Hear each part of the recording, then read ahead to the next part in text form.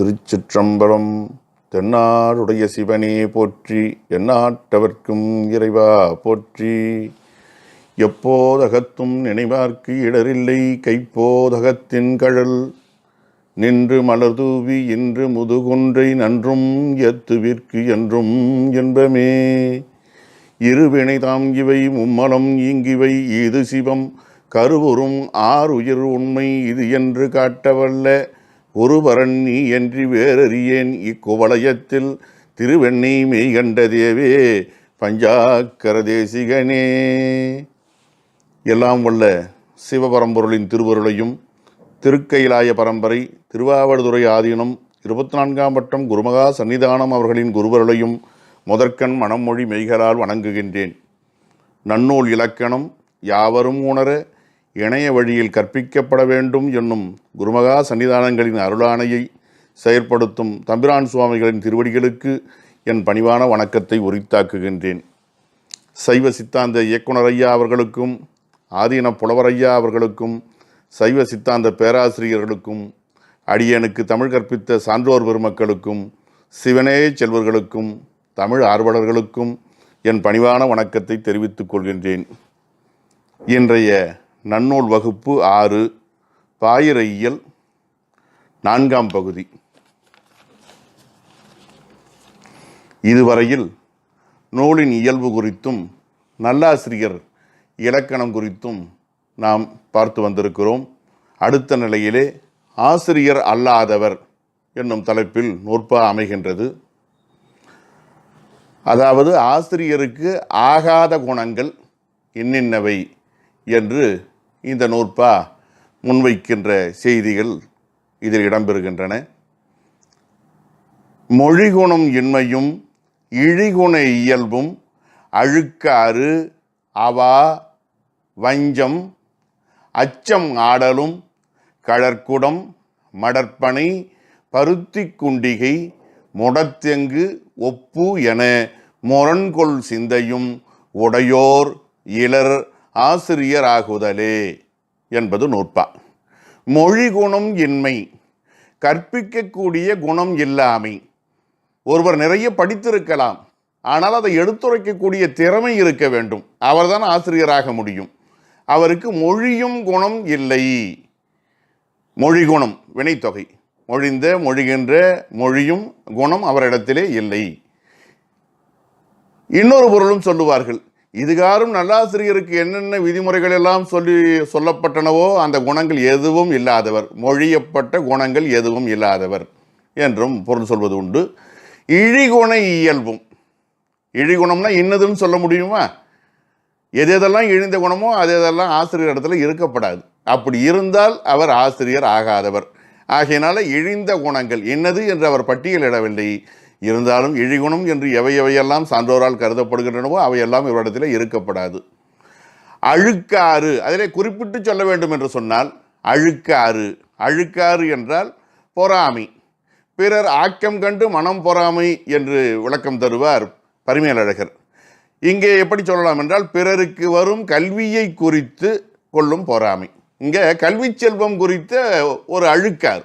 ஒரு நல்ல ஆசிரியர் அடுத்தவருடைய கல்வி வளர்ச்சியை கண்டு பொறாமை அடைதல் கூடாது. அப்படி அடைந்தால் அது அவருக்கு உரிய தகுதி ஆகாது.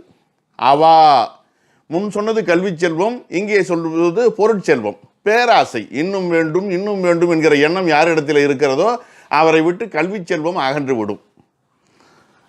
பொருளின் மேல் மிகுதியாக வைக்கக்கூடிய ஆசை இருக்கக்கூடாது. அவா, அது பேரை பாருங்க, அவா, வாயை திறந்தா மூட மாட்டேங்குது. அவா, பேராசை.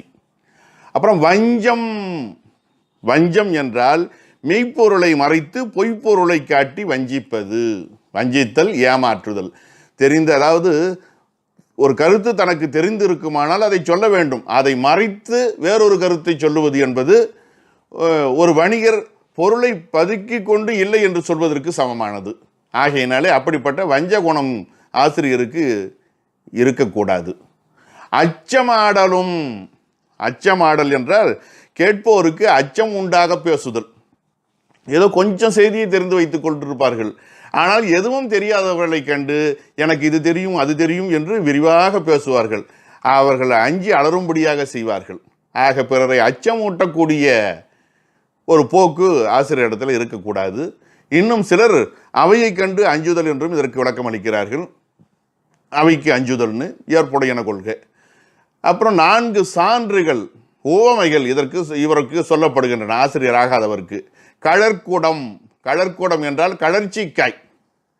அந்த கழற்சிக்காயை போடக்கூடிய குடம், மடல் பனை,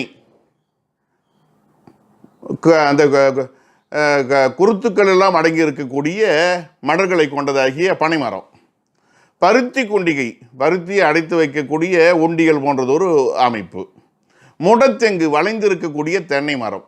இந்த 4ம் ஒப்பு என, இவை 4க்கும் ஒப்பாகும்படியான முரண்கொள் சிந்தையும், இவை 4ம் முரண்பட்ட இயல்பினை உடையன. அதாவது இந்த 4 இடத்திலும் நல்ல குணம் இருந்தாலும் இங்கு சொல்லப்படுவது முரண்பட்ட குணங்கள். அவை என்ன என்பதை அடுத்து வரும் நூற்பாக்களிலே சிந்திக்கலாம்.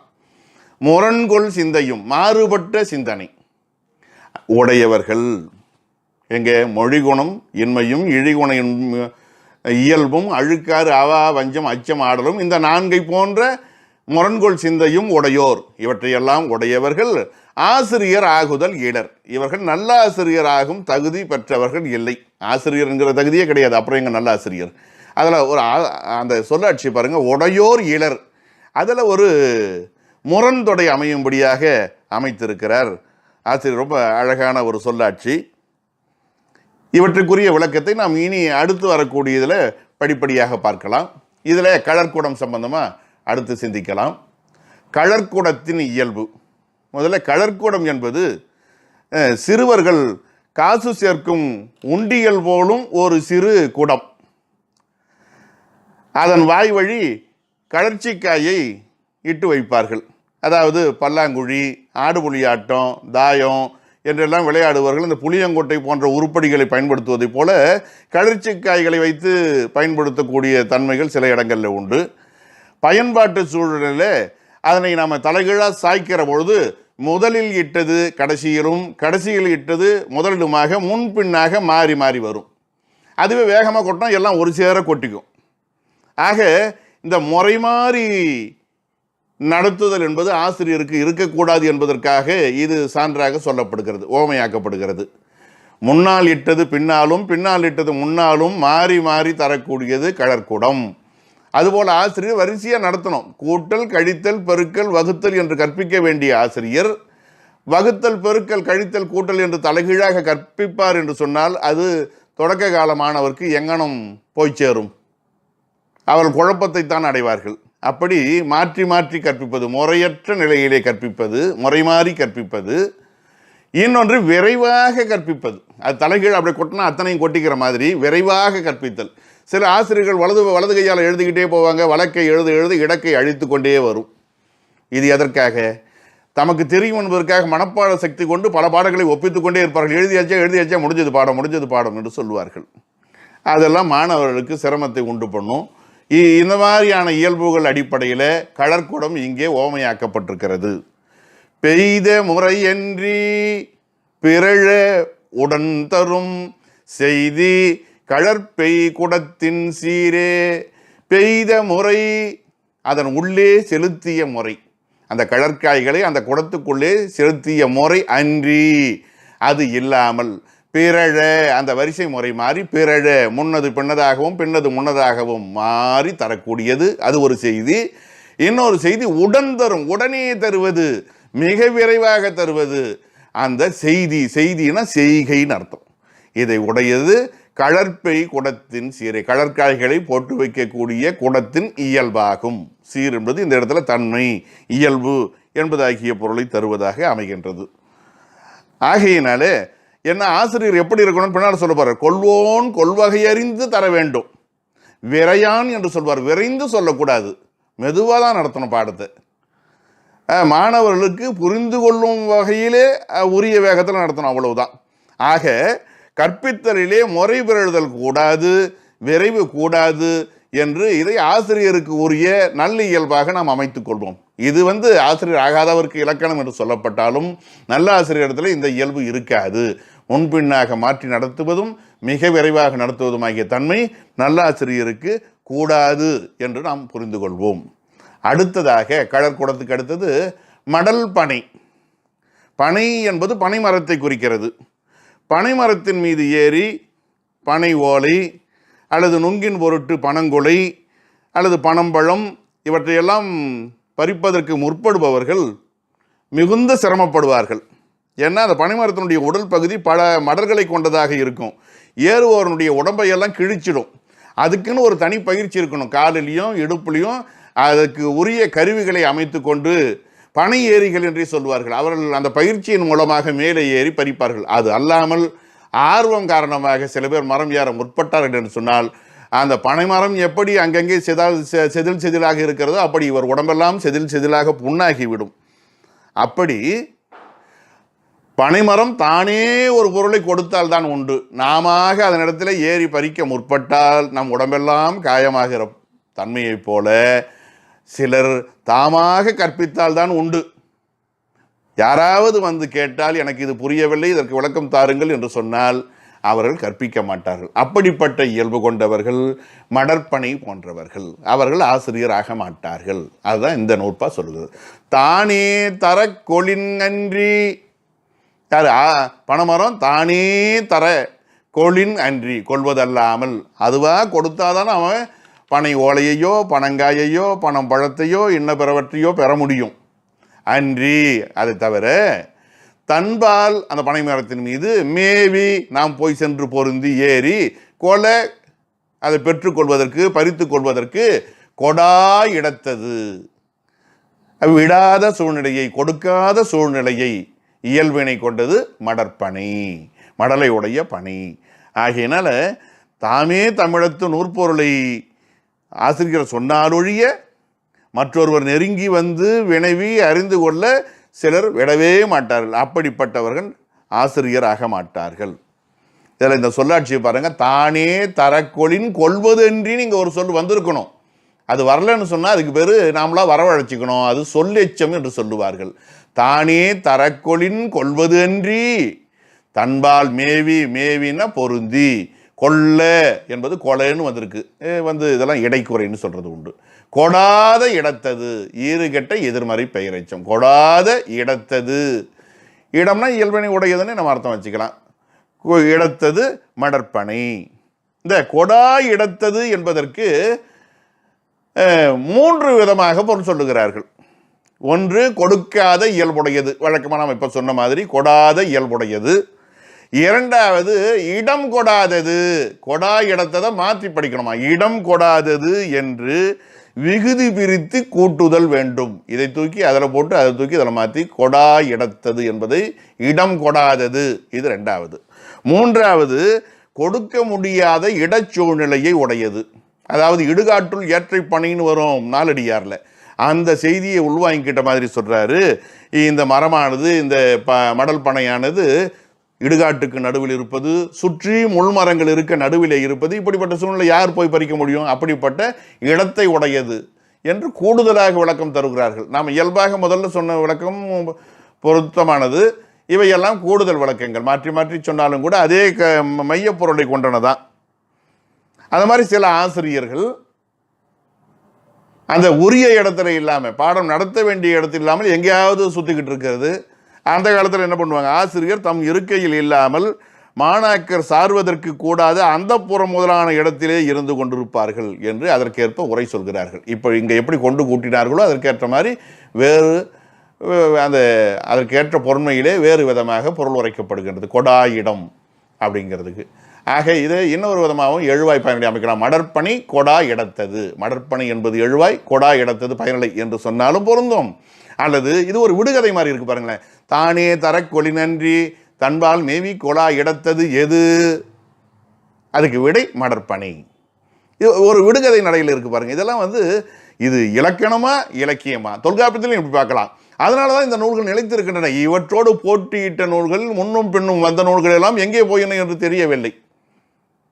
தொன்னூல் ஒழிய பின்னூல் பலவினும் நன்னூலார் தமக்கு எந்நூலாரும் இணையோன்னு சொல்வதற்கு என்ன காரணம்னு கேட்டால் இந்த மாதிரியான நடை அழகுகள் காரணம். பல காரணங்களில் இதுவும் ஒன்று.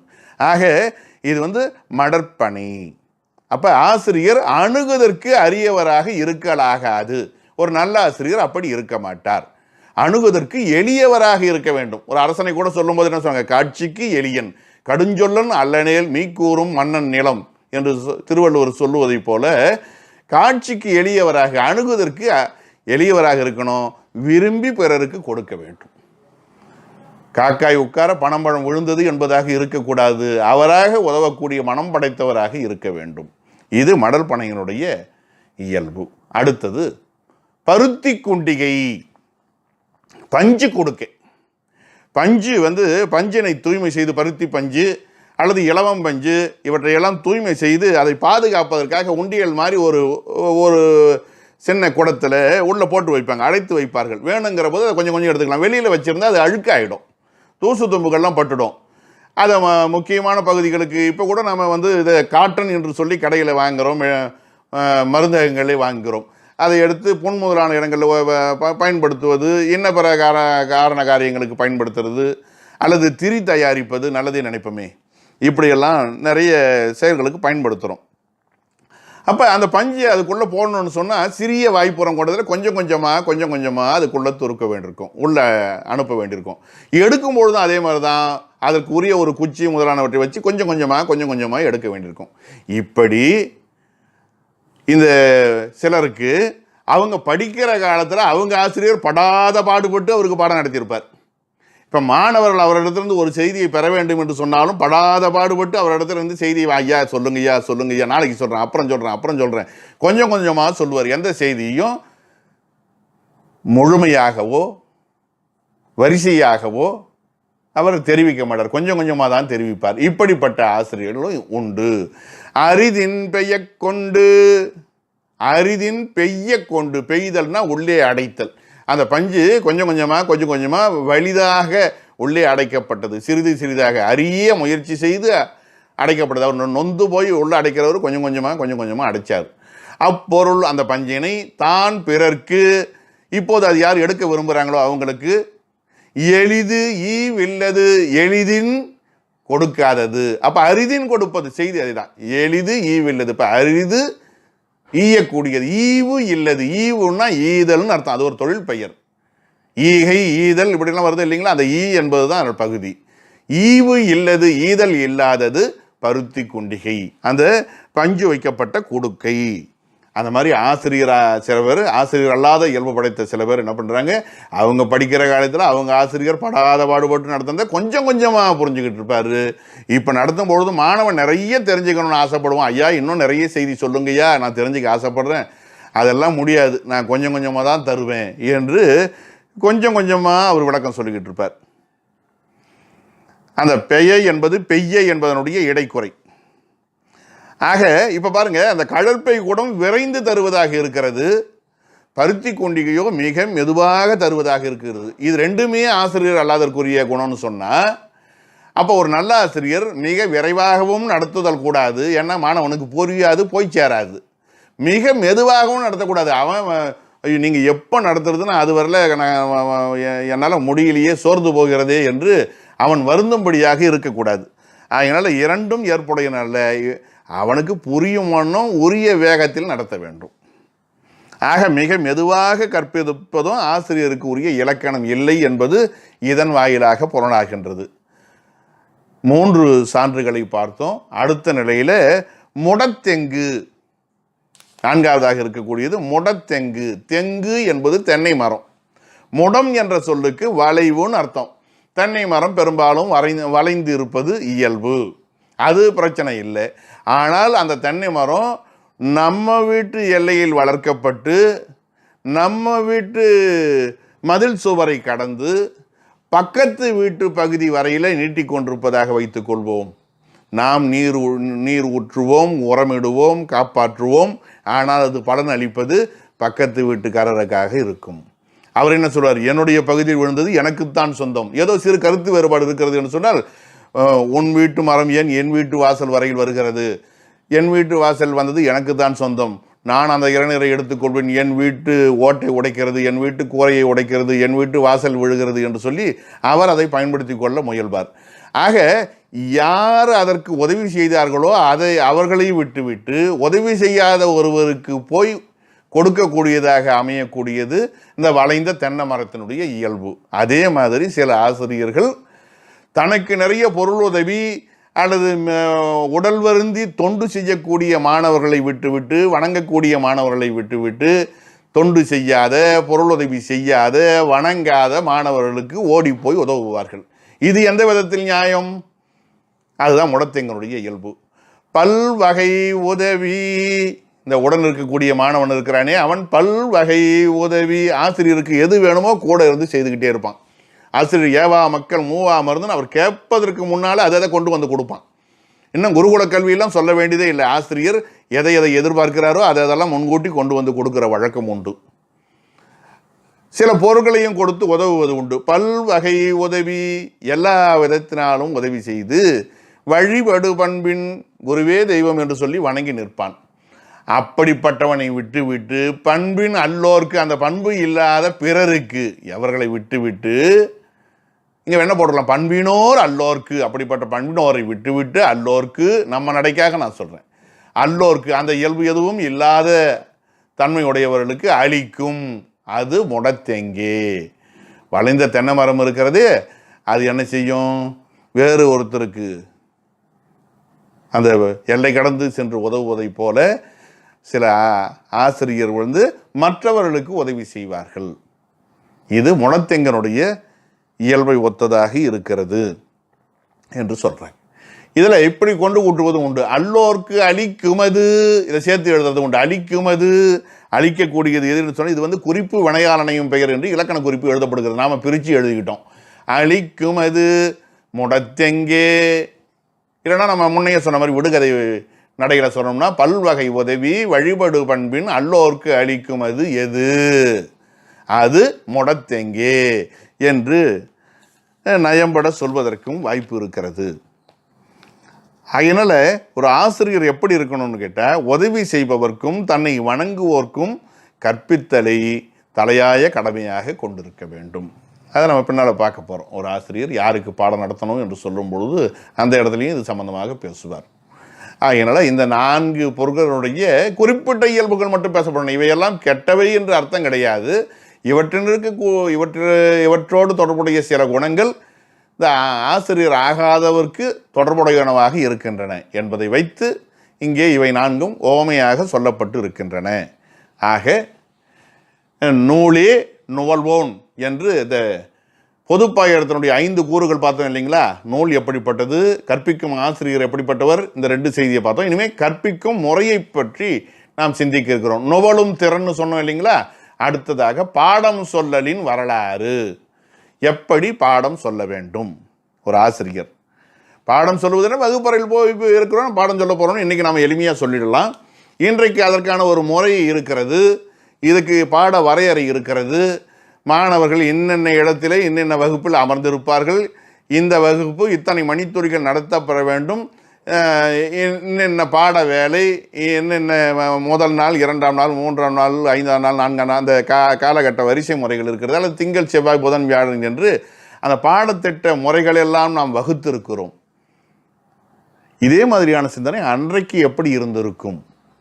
ஏனென்றால் அன்றைக்கு ஓராசிரியர் பள்ளி மாதிரி இருந்த நிலை. இன்றைக்கு பல ஆசிரியர் பலர் இருக்கிறோம். வகுப்பாசிரியர், பாட ஆசிரியர், இவர்களை எல்லாம் ஒட்டுமொத்தமாக கண்காணிக்கக்கூடிய தலைமை ஆசிரியர், இப்படி பல நிலைகள் இருக்கிறது. அன்றைக்கு ஆசிரியர் எப்படி பாடம் நடத்தியிருப்பார்? ஒரு தென்னை பள்ளிக்கூடம் அல்லது குருகுல கல்வியிலே ஆசிரியர் எப்படி பாடம் நடத்தியிருப்பார்? அவர் இடத்தை எப்படி தெரிந்திருப்பார்? நேரத்தை எப்படி தேர்ந்தெடுத்திருப்பார்? பாடத்தை எப்படி வரிசைப்படுத்தி நடத்தியிருப்பார்? எப்படி நடத்த வேண்டும் என்று கற்பிக்கக்கூடிய முறையை எடுத்து சொல்லுகிறது இந்த நூற்பாவை சிந்திக்கலாம். பாடம் சொல்லலின் வரலாறு, கற்பித்தல் முறை என்ன? ஈதல் இயல்பே இயம்புங்காலை காலமும் இடனும் வாலிதின் நோக்கி சிறந்துழியிருந்து தன் தெய்வம் வாழ்த்தி உரைக்கப்படும் பொருள் உள்ளத்து அமைத்து விரையான் வெகுளான் விரும்பி முகம் மலர்ந்து கொள்வோன் கொள்வகை அறிந்து அவன் உளம் கொள கோட்டம் இல் மனத்தின் நூல் கொடுத்தல் என்ப. ஈதல் இயல்பே, ஆசிரியன் மாணவனுக்கு கற்பிக்கும் முறை குறித்து இயம்பும் காலை சொல்ல முற்படுவோம் என்று சொன்னால், காலமும் இடனும் வாலிதின் நோக்கி, காலம் உரிய காலத்தை தேர்ந்தெடுக்க வேண்டும். எல்லாவற்றுக்கும் காலம் இருக்கிறது. இசை வல்லுநர்களை கேட்டால் சொல்லுவார்கள், இது காலையில் பாட வேண்டிய பண், இது நண்பகலில் பாட வேண்டியது, இது மாலையில் பாட வேண்டியது, இது இரவில் பாட வேண்டியது, இது மகிழ்ச்சிக்குரியது, இது சோகத்துக்குரியது என்றெல்லாம் அவர்கள் வகைத்தொகைப்படுத்தி வைத்திருப்பார்கள். பாடத்திலையும் அப்படி உண்டு. அப்படி கற்பித்தால் இன்னும் சிறப்பாக இது மாணவருக்கு போய் சேரும். பாரதியார் கூட பாடுவார், காலை எழுந்தவுடன் படிப்பு, பின்பு கனிவு கொடுக்கும் நல்ல பாட்டு. அப்போ எதை முன்ன வைக்கணும், எதை பின்ன வைக்கணும், ஒரு வரிசையும் இருக்கிறது. அந்த மாதிரி கற்பிக்கப்படுகிற பொழுது காலம் இருக்கிறது, எதை எப்போது கற்பிப்பது. இல்லைன்னா இந்த ஆசார கோவையில் சொல்கிற மாதிரி அட்டமியில் கற்பிக்கக்கூடாது, ஓதுவதற்கு ஆகாத நாட்கள், வேதமோ அல்லது என்ன பிற கல்வியோ இதெல்லாம் அட்டமி, அமாவாசை, பௌர்ணமி, சதுர்த்தசி, இந்த மாதிரி சில நாட்கள் எல்லாம் வேண்டாம் என்று அந்த காலத்திலே வரையறைப்படுத்தி சொல்லியிருக்கிறார்கள். ஆசாரக்கோவை அது குறித்து தெளிவாக எடுத்துரைக்கிறது. அந்த மாதிரி உரிய காலத்தை தேர்ந்தெடுத்து, பெரும்பாலும் அந்த காலத்தில் அமாவாசை பௌர்ணமி நாட்கள் விடுமுறையாக இருக்கும். இன்றைக்கு நாம் லீவு விட்டாச்சு என்று சொல்வதை போல அந்த காலத்தில் வாவு விட்டாச்சு என்று சொல்லுவார்களாம். வாவு என்றால் உவா, உவா என்றால் முழுமை. முழுமையாக நிலவினுடைய தன்மை முழுமை அடைவதை உவா என்று சொல்லுவது வழக்கம். அது பிறகு வெண்மையாக பௌர்ணமியாக முழுமை பெற்றிருந்தால் வெள்ளுவா எனப்பட்டது. அமாவாசை அன்னைக்கு கருமையினால் முழுமை பெற்றிருந்தால் காருவா எனப்பட்டது. ஆக வெள்ளுவாவும் காருவாவும் விடுமுறை நாட்களாக அமைந்த காரணத்தினால் அந்த காலத்தில் வாவு விட்டாச்சு என்பார்கள். நாம் இன்னைக்கு லீவு விட்டாச்சு என்று சொல்வதை போல அன்றைக்கு சொல்லக்கூடிய வார்த்தை அது. அந்த மாதிரி உரிய காலத்தை தேர்ந்தெடுத்து, இடம் எங்கே கற்பிக்க வேண்டும், அந்த எந்த விதமான தொல்லையும் இல்லாத இடத்துல அமர்ந்து கற்பித்தல் என்பது மிக முக்கியமானது. இடம் சரியில்லைன்னா, சுற்றுப்புற சூழ்நிலை சரியில்லைன்னா மாணவனுடைய கவனம் அங்கே இருக்காது. இப்பெல்லாம் பார்த்தோம்னா கல்விக்கூடங்கள் இருக்குன்னு அவர்கள் அடுக்குமாடியிலிருந்து படிக்கிறார்கள். சுற்றி பார்த்தா பேருந்து, என்ன பிற வாகனங்கள், சத்தங்கள் எல்லாம் இருக்குது. அவருடைய கவனம் பெரிதும் பாதிக்கப்படுகிறது. அப்புறம் ஆசிரியர் எவ்வளவு முயற்சி செய்து கற்பித்தாலும், இந்த மாணவர் கற்க முயன்றாலும் புறச்சூழ்நிலை பாதிக்கப்படுகிற பொழுது அவரால் எப்படி அந்த செய்தியை உள்வாங்கிக் கொள்ள முடியும்? கவனம் திசை திருப்பப்படுகிறது. அதனால் இடம் ரொம்ப முக்கியமானது. வாலிதின் நோக்கி செம்மையாக இருக்கிறதா என்று பார்த்து, வாலிதன் தூய்மைன்னு எழுதுறாங்க, சில பேர் அது செம்மைன்னு வச்சுக்கலாம். நாம வாலிதின் நோக்கி பொருத்தமுடையதாக தேர்ந்தெடுத்து, சிறந்துழி இருந்து, உழின இடம், சிறந்த இடத்திலே அமர்ந்திருந்து, ஆசிரியர் எல்லா மாணவர்களும் தம்மை பார்க்கும்படியாக, எல்லா மாணவர்களையும் தாம் பார்க்கும்படியாக அமர்ந்து பாடம் நடத்தினார் அந்த காலத்தில். இருந்துன்னா அமர்ந்திருந்துன்னே பொருள் சொல்லலாம், தவறில்லை. இப்போதான் ஆசிரியர்கள் நின்று பாடம் நடத்துதல், இதற்கு முன்னால் அமர்ந்து பாடம் நடத்திய காலங்கள் உண்டு. சிறந்துழி இருந்து, சிறந்த உயர்வான இருக்கையிலே அமர்ந்திருந்து, அது தென்னையாக இருக்கலாம், மேலான பகுதியாக இருக்கலாம், அங்கே அமர்ந்திருந்து அவர் கற்பித்தார். மாணவர்கள் நின்று கொண்டோ அல்லது தரையில் அமர்ந்தோ படித்தார்கள். காலத்தை தேர்ந்தெடுத்தார், இடத்தை தேர்ந்தெடுத்தார், தன்னுடைய இருக்கையை தேர்ந்தெடுத்தார். அடுத்ததாக அவர் செய்தது, பாடத்தை ஆரம்பிக்கவில்லை, தன் தெய்வம் வாழ்த்தி, நமக்கு மேலான ஒரு சக்தி இருக்கிறது, அந்த சக்தி தான் நம்மை இயக்கி கொண்டிருக்கிறது, அதுதான் என்னை எனக்கு உள்ளிருந்து பாடத்தை நடத்துகிறது, என்னை இயக்குகிறது என்று உணர்ந்து, எப்படிப்பட்ட ஒரு சிந்தனை பாருங்க. தெய்வம் வாழ்த்தி, தன் தெய்வம் வாழ்த்தி, தான் நாள்தோறும் வழிபடக்கூடிய தெய்வம்னு ஒரு தெய்வத்தை கொண்டிருக்க வேண்டும். அந்த விசேட தீட்சை பெறுகிற பொழுது அவரவர்கள் தங்களுக்கு விருப்பமான மூர்த்தங்களை அந்த சிவலிங்கத்திலே ஆவாகனம் செய்தல் என்று சொல்லுவார்கள். அந்த மாதிரி தன் தெய்வம் என்று ஒரு தெய்வம், சிவபெருமானாக இருந்தாலும் அது இன்ன ஊர் சிவபெருமான். நான் சிதம்பரம் நடராஜரை, அல்லது நான் திருமுதுகுன்றம் பழமலைநாதரை, காசி விஸ்வநாதரை, திருவண்ணாமலை அண்ணாமலை பெருமானை ஆவாகனம் செய்கிறேன் என்று நினைத்து வழிபாடு செய்வது போல அங்கே பாருங்க, தன் தெய்வம் வாழ்த்தி. இப்போ ஒரு ஆசிரியர் ஆரம்பிக்கிறதுக்கு முன்னே தெய்வ வணக்கம் சொல்ல வேண்டும். உரைக்கப்படுபொருள் உள்ளத்து அமைத்து, தான் எதை கற்பிக்க வருகிறாரோ அந்த செய்தியை உள்ளத்திலே வரிசைப்படுத்தி கொள்ள வேண்டும். தான் இதற்கு முன்னால் பல மாணவர்களை படிக்க வைத்து அனுப்பி இருக்கலாம். ஆனாலும் கூட அடுத்த முறை பாடம் நடத்த போகிற பொழுது அதற்கான செய்திகளை மனத்துக்குள் வரிசைப்படுத்தி கொள்ள வேண்டும். முடிந்தால் ஒரு தடவை அந்த நூலை எடுத்து பார்த்து விட்டு செல்ல வேண்டும். இதைத்தான் சொன்னாங்க. பாடை ஏறினும் ஏடது கைவிடேல் என்று ஒரு பழமொழி உண்டு. அது சில பேர் என்ன சொல்லுவாங்க, பாடை ஏறணும்னா திருவள்ளுவர் சொன்ன மாதிரி சாந்துணையும் கல்லாதவாறு, அதனால் எப்பவும் அதை படிக்கணும், நூலை படிக்கணும் அப்படிங்கிறது ஒரு பொதுவான அர்த்தம். என்ன ஒன்று, பாடை என்பது பாஷை, பாஷை ஏறினும், பாஷை என்பது இங்கே நூலினுடைய முழுமையான பொருள். ஏறினும் தன் மனத்துக்குள்ளே முழுமையாக பதிவாகிவிட்டாலும் ஏடது கைவிடேல். இனி எனக்கு இந்த புத்தகம் தேவையில்லை, நானே இந்த புத்தகமே நான் இந்த புத்தகம் இல்லாமல் என்னால் படிக்க முடியும், என்னால் நடத்த முடியும் என்று நினைக்கக்கூடாது.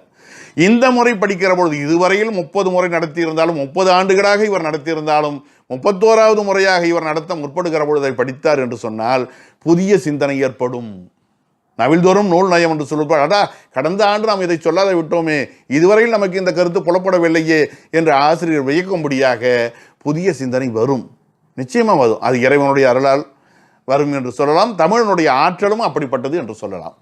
ஆகையினால உரைக்கப்படுபொருள் உள்ளத்து அமைத்து வகை தொகைப்படுத்தி மாணவனுக்கு எப்படி எளிமைப்படுத்தி சொல்ல வேண்டும். ஒரு ஆசிரியர் இருக்காருன்னா, இப்போ ஒரு கல்லூரி ஆசிரியர்னு சொன்னால் எம்ஏ மாணவர்கள், முதுகலை மாணவர்களுக்கு எப்படி நடத்துவது அந்த திருக்குறளை, அதே பிஏ மாணவர்கள், இளங்கலை மாணவர்களுக்கு எப்படி நடத்துவது, இதுவே பொதுத்தமிழ் என்கிற நிலையிலே இன்ன பிற துறைகளை சேர்ந்த மாணவர்களுக்கு எப்படி நடத்துவது, அவர்களுக்கு எந்த அளவுக்கு சொன்னால் எதை சொன்னால் புரியும் என்று செய்தி ஒன்றாக இருந்தாலும், இவர் நடத்த போவது ஒப்புரவு அறிதலாக இருந்தாலும், முதுகலை மாணவனுக்கு சொல்லும் விதம் வேறு, இளங்கலை மாணவனுக்கு சொல்லும் விதம் வேறு, பொதுத்தமிழாக இன்ன பிற துறையைச் சேர்ந்த மாணவர்களுக்கு நடத்தக்கூடிய முறை வேறு. ஆகையினால அதை உரைக்கப்படுபொருள் உள்ளத்து அமைத்து மனசுக்குள்ள வரிசைப்படுத்திக்கிட்டே போகணும். ஒவ்வொரு தடவையும் புத்தகத்தை எடுத்து 17ஆம் பக்கம் 18ஆம் பக்கம் என்று பார்த்து கொண்டு படித்து காட்டக்கூடாது. புத்தகம் கையில் இருக்கணும்னு சொன்னேன், பாடம் நடத்த போகிறதுக்கு முன்னே படிக்கணும்னு சொன்னேன். ஆனால் வகுப்பில் போய் படித்து காட்டிருக்கிறது ஏற்புடையதாகாது. விரையான் ஒன்று சொன்ன பாருங்க, விரையான் கடற்கூட மாதிரி அப்படியே கொட்டிடப்படாது. விரையான் மெதுவாக நடத்தணும்னு அர்த்தம், விரைவாக நடத்தக்கூடாது. ஏன்னா மாணவர்களுக்கு அந்த செய்தி போய் சேர வேண்டும்.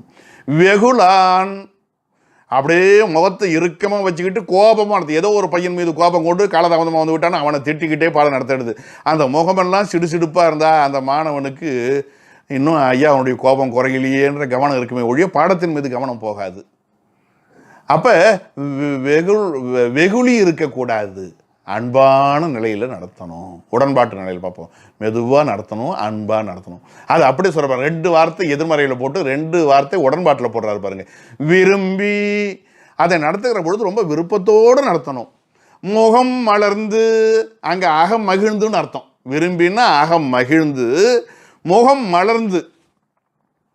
இப்போ நம்ம ஆதீன புலவரையா அவர்கள் திருக்குறள் பரிமேலழகர் உரை வகுப்பை நடத்துகிற பொழுது பார்த்தீங்கன்னா அதில் இருக்கக்கூடிய சொல்லாட்சியெல்லாம் அந்த முகமலர்ச்சியோட சிரித்த முகத்தோடு ரசித்து சொல்லுவாங்க. அதில் இருக்கக்கூடிய சொல்லாட்சிகளை வியந்தும் நயந்தும் எப்படி படிக்க வேண்டும் என்று நமக்கு கற்பிப்பார்கள்.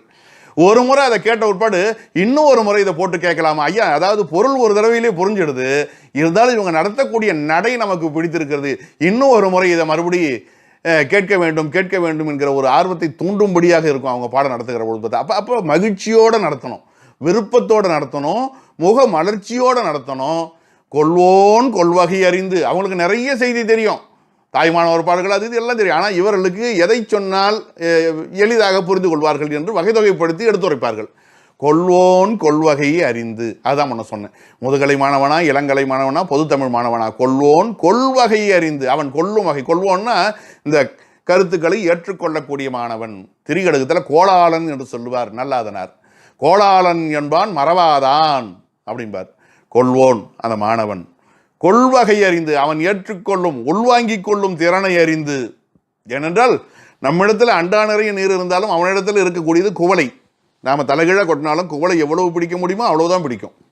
கொள்வோன் கொள்வகை அறிந்து அவன் உளங்கொள, அவனுடைய மனமானது ஏற்றுக்கொள்ளும்படியாக, அவன் மனத்திலே இந்த செய்தி சென்று பதியும்படியாக.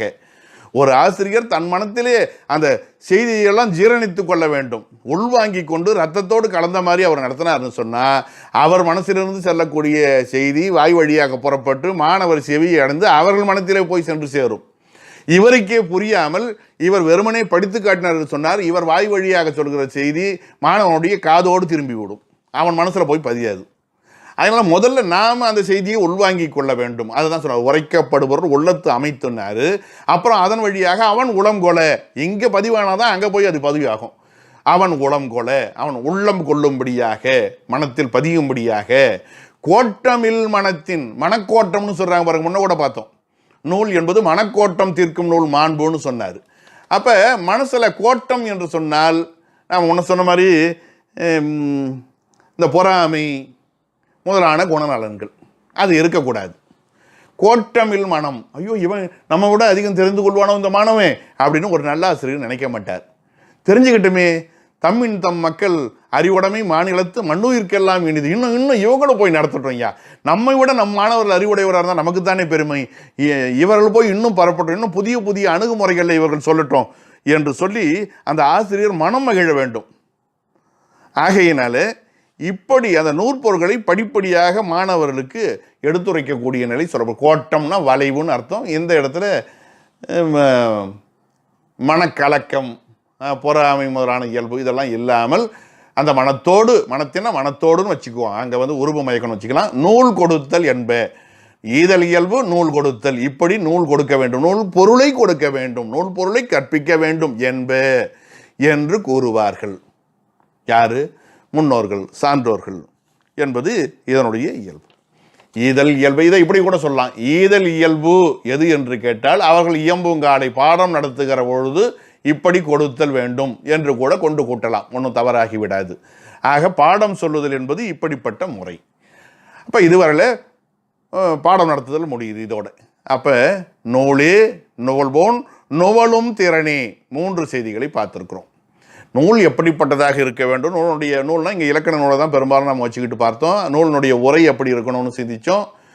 அதுக்கப்புறம் ஆசிரியரை பற்றி பார்க்கிற பொழுது நல்ல ஆசிரியர் எப்படிப்பட்டவர், அவருக்கான ஓமைகள் என்னென்ன, ஆசிரியர் ஆகாதவர் எப்படிப்பட்டவர், அவருக்கான ஓமைகள் என்னென்ன, அதெல்லாம் பார்த்தோம். அதுக்கடுத்து அவர் கற்பிக்கும் முறை என்ன அப்படின்னு பார்த்தோம்.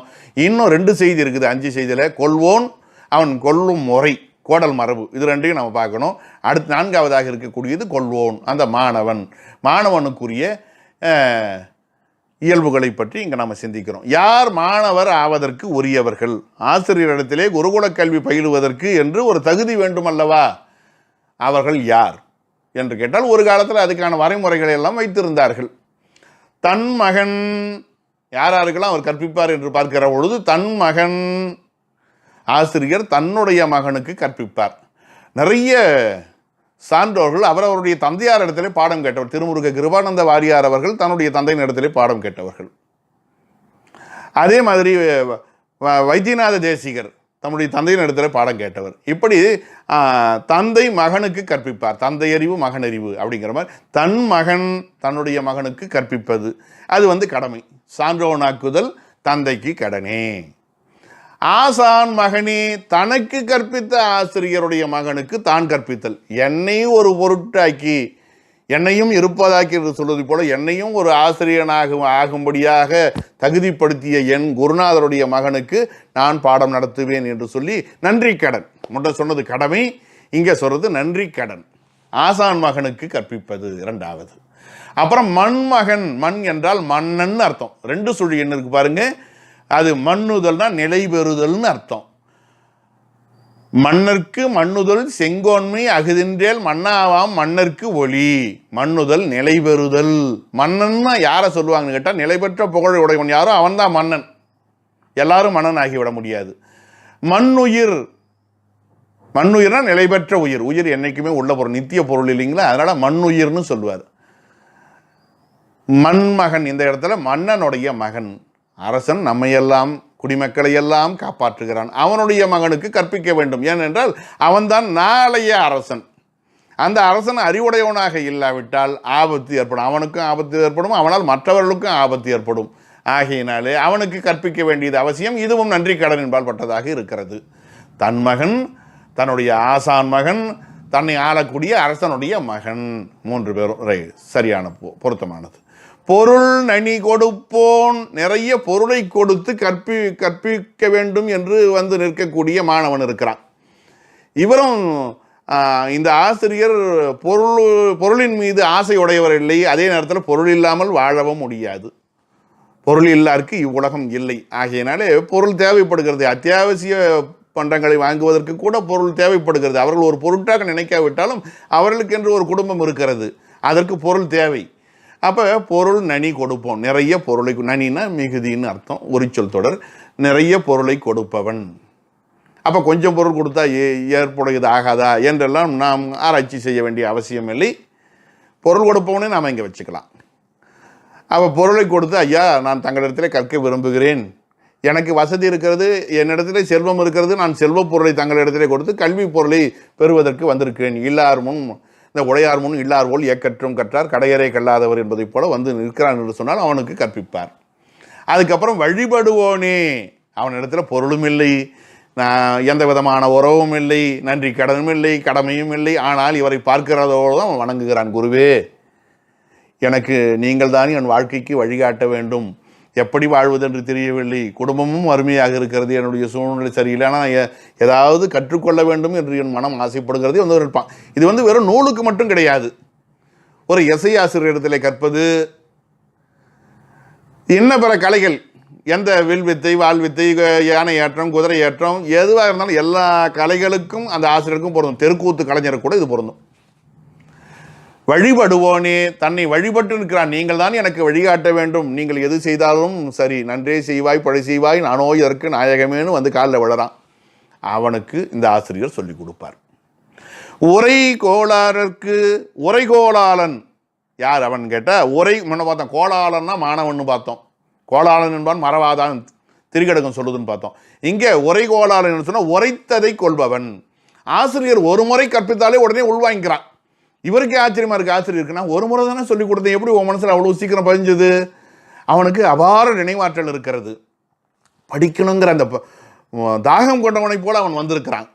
அப்போ அப்படிப்பட்ட மாணவனுக்கு சொன்னால் தமிழ் நிலைக்கும், இந்த கலை நிலைக்கும். இவன் 1000 பேருக்கு சொல்லிக் கொடுப்பான். பழைய புத்தகங்கள் தெரியாத பொருளுக்கெல்லாம் இவன் வந்து அந்த நூலுக்கெல்லாம் விளக்கம் கொடுப்பான். அதனால் இவன் சிறந்த நூலாசிரியனாக, சிறந்த உரையாசிரியனாக, சிறந்த போதகாசிரியனாக எதிர்காலத்திலே விளங்குவான். இவ்வளவு சாமர்த்தியம் உடையவனாக இருக்கிறானே, இந்த மாணவனால் நம்முடைய புகழ் பரவும், தமிழின் புகழ் பரவும், சமுதாயம் மேம்பாடு அடையும் என்று அந்த மாணவனை அருகழைத்து ஆசிரியர் கற்பிப்பார். உரைகோளாளர்க்கு, உரைத்ததை சீக்கிரம் உள்வாங்கிக் கொள்ளக்கூடிய மாணவனுக்கு, உரைப்பது நூலே, நூல் உரைப்பதாகும்னு சொல்லலாம். உரைக்கப்படுவது நூல். அப்போ இந்த 6 பேர் இங்கே சொல்லப்படுறாங்க. இதில் உரைகோளாளன் எப்படி இருப்பான்னு கேட்டால், வழிபடுபவனை அடுத்து வரதுனால இவனும் பணி உடையவனாக இருப்பான், இவனும் அவரை வழிபடுவான். அது சொல்லாமலே பெறப்படுகிறது. ஆக தன் மகனுக்கும், தன் ஆசான் மகனுக்கும், தன்னை ஆளும் அரசனின் மகனுக்கும், பொருளாதாரத்தில் தனக்கு உதவி செய்வதற்காக வந்து நிற்கக்கூடிய அந்த மாணவனுக்கும், தன்னை வழிபட்டு ஏங்கி காத்திருக்கிற மாணவனுக்கும், தான் சொன்னதை உடனுக்குடனே உள்வாங்கி கொண்டு தன் பெயரை காப்பாற்றக்கூடிய, தமிழை நிலைநிறுத்தக்கூடிய தன்மை படைத்த மாணவனுக்கும் ஒரு ஆசிரியர் குருவாக இருந்து கற்பிப்பார். அந்த கேட்டகரின்னு பிரிக்கிற மாதிரி இவங்கெல்லாம் இந்த வகைப்பாட்டில் அடங்குவார்கள். ஆகையினால இவர்கள் எல்லாம் மாணாக்கர் அதற்கு உரியவர் என்று அழகான நூற்பா இங்கே அமைந்திருக்கிறது. அடுத்து இந்த மாணவர்களுடைய சுபாவத்தை வைத்து, தன்மையை வைத்து இவர்கள் வகை தொகைப்படுத்தப்படுகிறார்கள். 3 விதமாக பிரிக்கப்படுகிறார்கள். 1 தலைமாணாக்கர், 2வது இடைமாணாக்கர், 3வது கடைமாணாக்கர். பொதுவாக நம்ம பிரிப்போம் இல்லைங்களா, உத்தமர், மத்திமர், அதமர் என்று பிரிப்பதை போல தலை மாணாக்கருக்கு 2 ஓமைகள் சொல்லப்படுகின்றன, இடை மாணாக்கருக்கு 2 ஓமைகள் சொல்லப்படுகின்றன, கடை மாணாக்கருக்கு 4 ஓமைகள் சொல்லி ஒரு நூற்பாவை அமைத்திருக்கிறார். அதை பார்க்கலாம். அன்னம் ஆவே மண்ணொடு கிளியே இல்லிக்குடம் ஆடு எருமை நெய்யரி அன்னர் தலை இடை கடை மாணாக்கர். இந்த நூற்பாவில் நிரல் நிறை அணி அமைந்திருக்கிறது. இலக்கியத்தில் தான் அணி இருக்கணுமா, என்ன இலக்கணத்தில் இருக்கக்கூடாதா? முன்ன விடுகதை நடை பார்த்தோம் இல்லைங்களா? இங்கே பாருங்க, அன்னம் ஆ இந்த இரண்டும், அன்னம் ஆ அன்னர் தலைமாணாக்கர் அப்படி கொண்டு கூட்டுவோம்.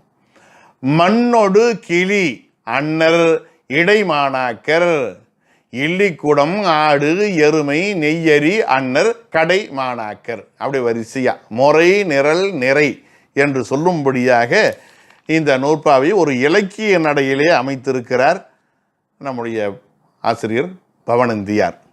அன்னப்பறவை ஏன் தலைமாணாக்கிற்கு ஓமையாக சொல்லப்படுகிறது? பொதுவாக அதனுடைய இயல்பை சொல்வார்கள். அன்னம் என்பது பாலையும் நீரையும் வேறு பிரித்து பாலை மாத்திரம் குடிக்கும் இயல்பு படைத்தது. நீரொழிய பாலொன் குறுகில் தெரிந்து என்று நாலடியாரில் வரும். நமக்கு இருக்கக்கூடிய நாட்களோ குறைவாக இருக்கின்றன. கல்வி கரையிலே கற்பவர் நாள் சில மெல்ல நினைக்கின் பிணிவல தெல்லிதின் ஆராய்ந்து அமைவுடைய கற்பவே நீரொழிய பாலொன் குறுகின் தெரிந்து என்று வரும். அந்த மாதிரி ஆசிரியர் பாடம் நடத்துகிற பொழுது சிறந்த செய்திகளை சொல்லுவார். சில நேரங்களில் எளிமையான உதாரணங்களையும் தருவார். அப்போ எளிமையான உதாரணம் என்று சொல்லுகிற பொழுது அதை ரொம்ப அழகாக நுணுக்கமாக எழுதுகிறாங்க நம்ம உரையாசிரியர்கள். ஆசிரியரும் தாமத குண வயப்பட்டவராதலின், எப்போவாவது அவருக்கும் தாமத குணம் ஏற்படும். அப்போ விளையாட்டு போக்க சற்று குறைபாடு உடையது மாதிரி சில வார்த்தைகளை சில மேற்கோள்களை அவர் சொல்ல வேண்டி வந்து விடலாம். அதையெல்லாம் புறக்கணித்து விட வேண்டும். நல்லதை மட்டும் எடுத்துக்கணும். பாலை மட்டும் எடுத்துக்கொண்டு நீரை புறக்கணிக்கிற அன்னப்பறவையை போல குணம் நாடி குற்றம் நாடி அந்த குணத்தை மட்டும் எடுத்துக்கொள்ள வேண்டும். மொழியை அவர் ஏதோ விளையாட்டா குறும்பா சொன்ன ஒரு உதாரணத்தை மேற்கோளாக வச்சுக்கிட்டு அதுவே நம்ம வாழ்க்கைக்கு முக்கியமானது என்று சொல்லி முரண்பாடாக ஆசிரியரை பற்றியோ நூல் கருத்தை பற்றியோ நாம் சிந்திக்கலாகாது. அப்போ குணம் நாடி குற்றம் நாடி அவற்றுள் அந்த குணத்தை மட்டும் எடுத்துக்கொள்ளக்கூடிய இயல்பு நன்மாணாக்கனுக்கு தலைமாணாக்கனுக்கு உரிய நிலை உண்டு. ஆகினாலே அவனுக்கு அன்னப்பறவை ஓமையானது. ஆ ஆ என்றால் பசு. மிகுந்த புல் அமைந்த இடத்தை கண்டால் அது அங்கே சென்று வயிறு நிறைய மேய்ந்து பின்பு ஓரிடத்திலே அமர்ந்து தான் உண்டதையெல்லாம் வாய்க்கு கொண்டு வந்து அசை போட்டு கொண்டிருக்கும். நிதானமாக அசை போட்டுக்கிட்டே இருக்கும். அதனுடைய வேலை மேய்தலும் அசை போடுதலும். அந்த மாதிரி நல்ல மாணாக்கன் என்ன செய்வான்? நல்ல ஆசிரியர் கிடைத்து விட்டால் ஆஹா பெரும் புதையல் அல்லவா எனக்கு கிடைத்திருக்கிறது என்று அவர் நடத்த நடத்த நடத்த நடத்த எல்லா செய்தியும் உள்வாங்கிக்குவான். முடிஞ்சால் குறிப்பு எடுத்துக்குவான். எல்லாத்தையும் எடுத்துக்கிட்டு அப்புறம் தனியாக போய் உட்காந்து இதுக்கு என்னென்ன அர்த்தம் ஐயா சொன்னாங்க, இதனோட ஒப்பிட்டு பார்க்கணும்னு சொன்னாங்க, இந்த மேற்கோளை இந்த நூலில் இருக்குதுன்னு சொன்னாங்க, இந்த பகுதியில் பார்த்தா தெரியும்னு சொன்னாங்க அப்படின்னு படித்து படித்து படித்து பார்க்கணும். அதாவது நிறைய மாணவன் விடாமல் பாடம் கேட்டுக்கிட்டு இருப்பான், விடாமல் படிச்சுக்கிட்டு இருப்பான். ஆனால் மதிப்பெண் பெறுகிற பொழுது குறைவாக பெறுவான்.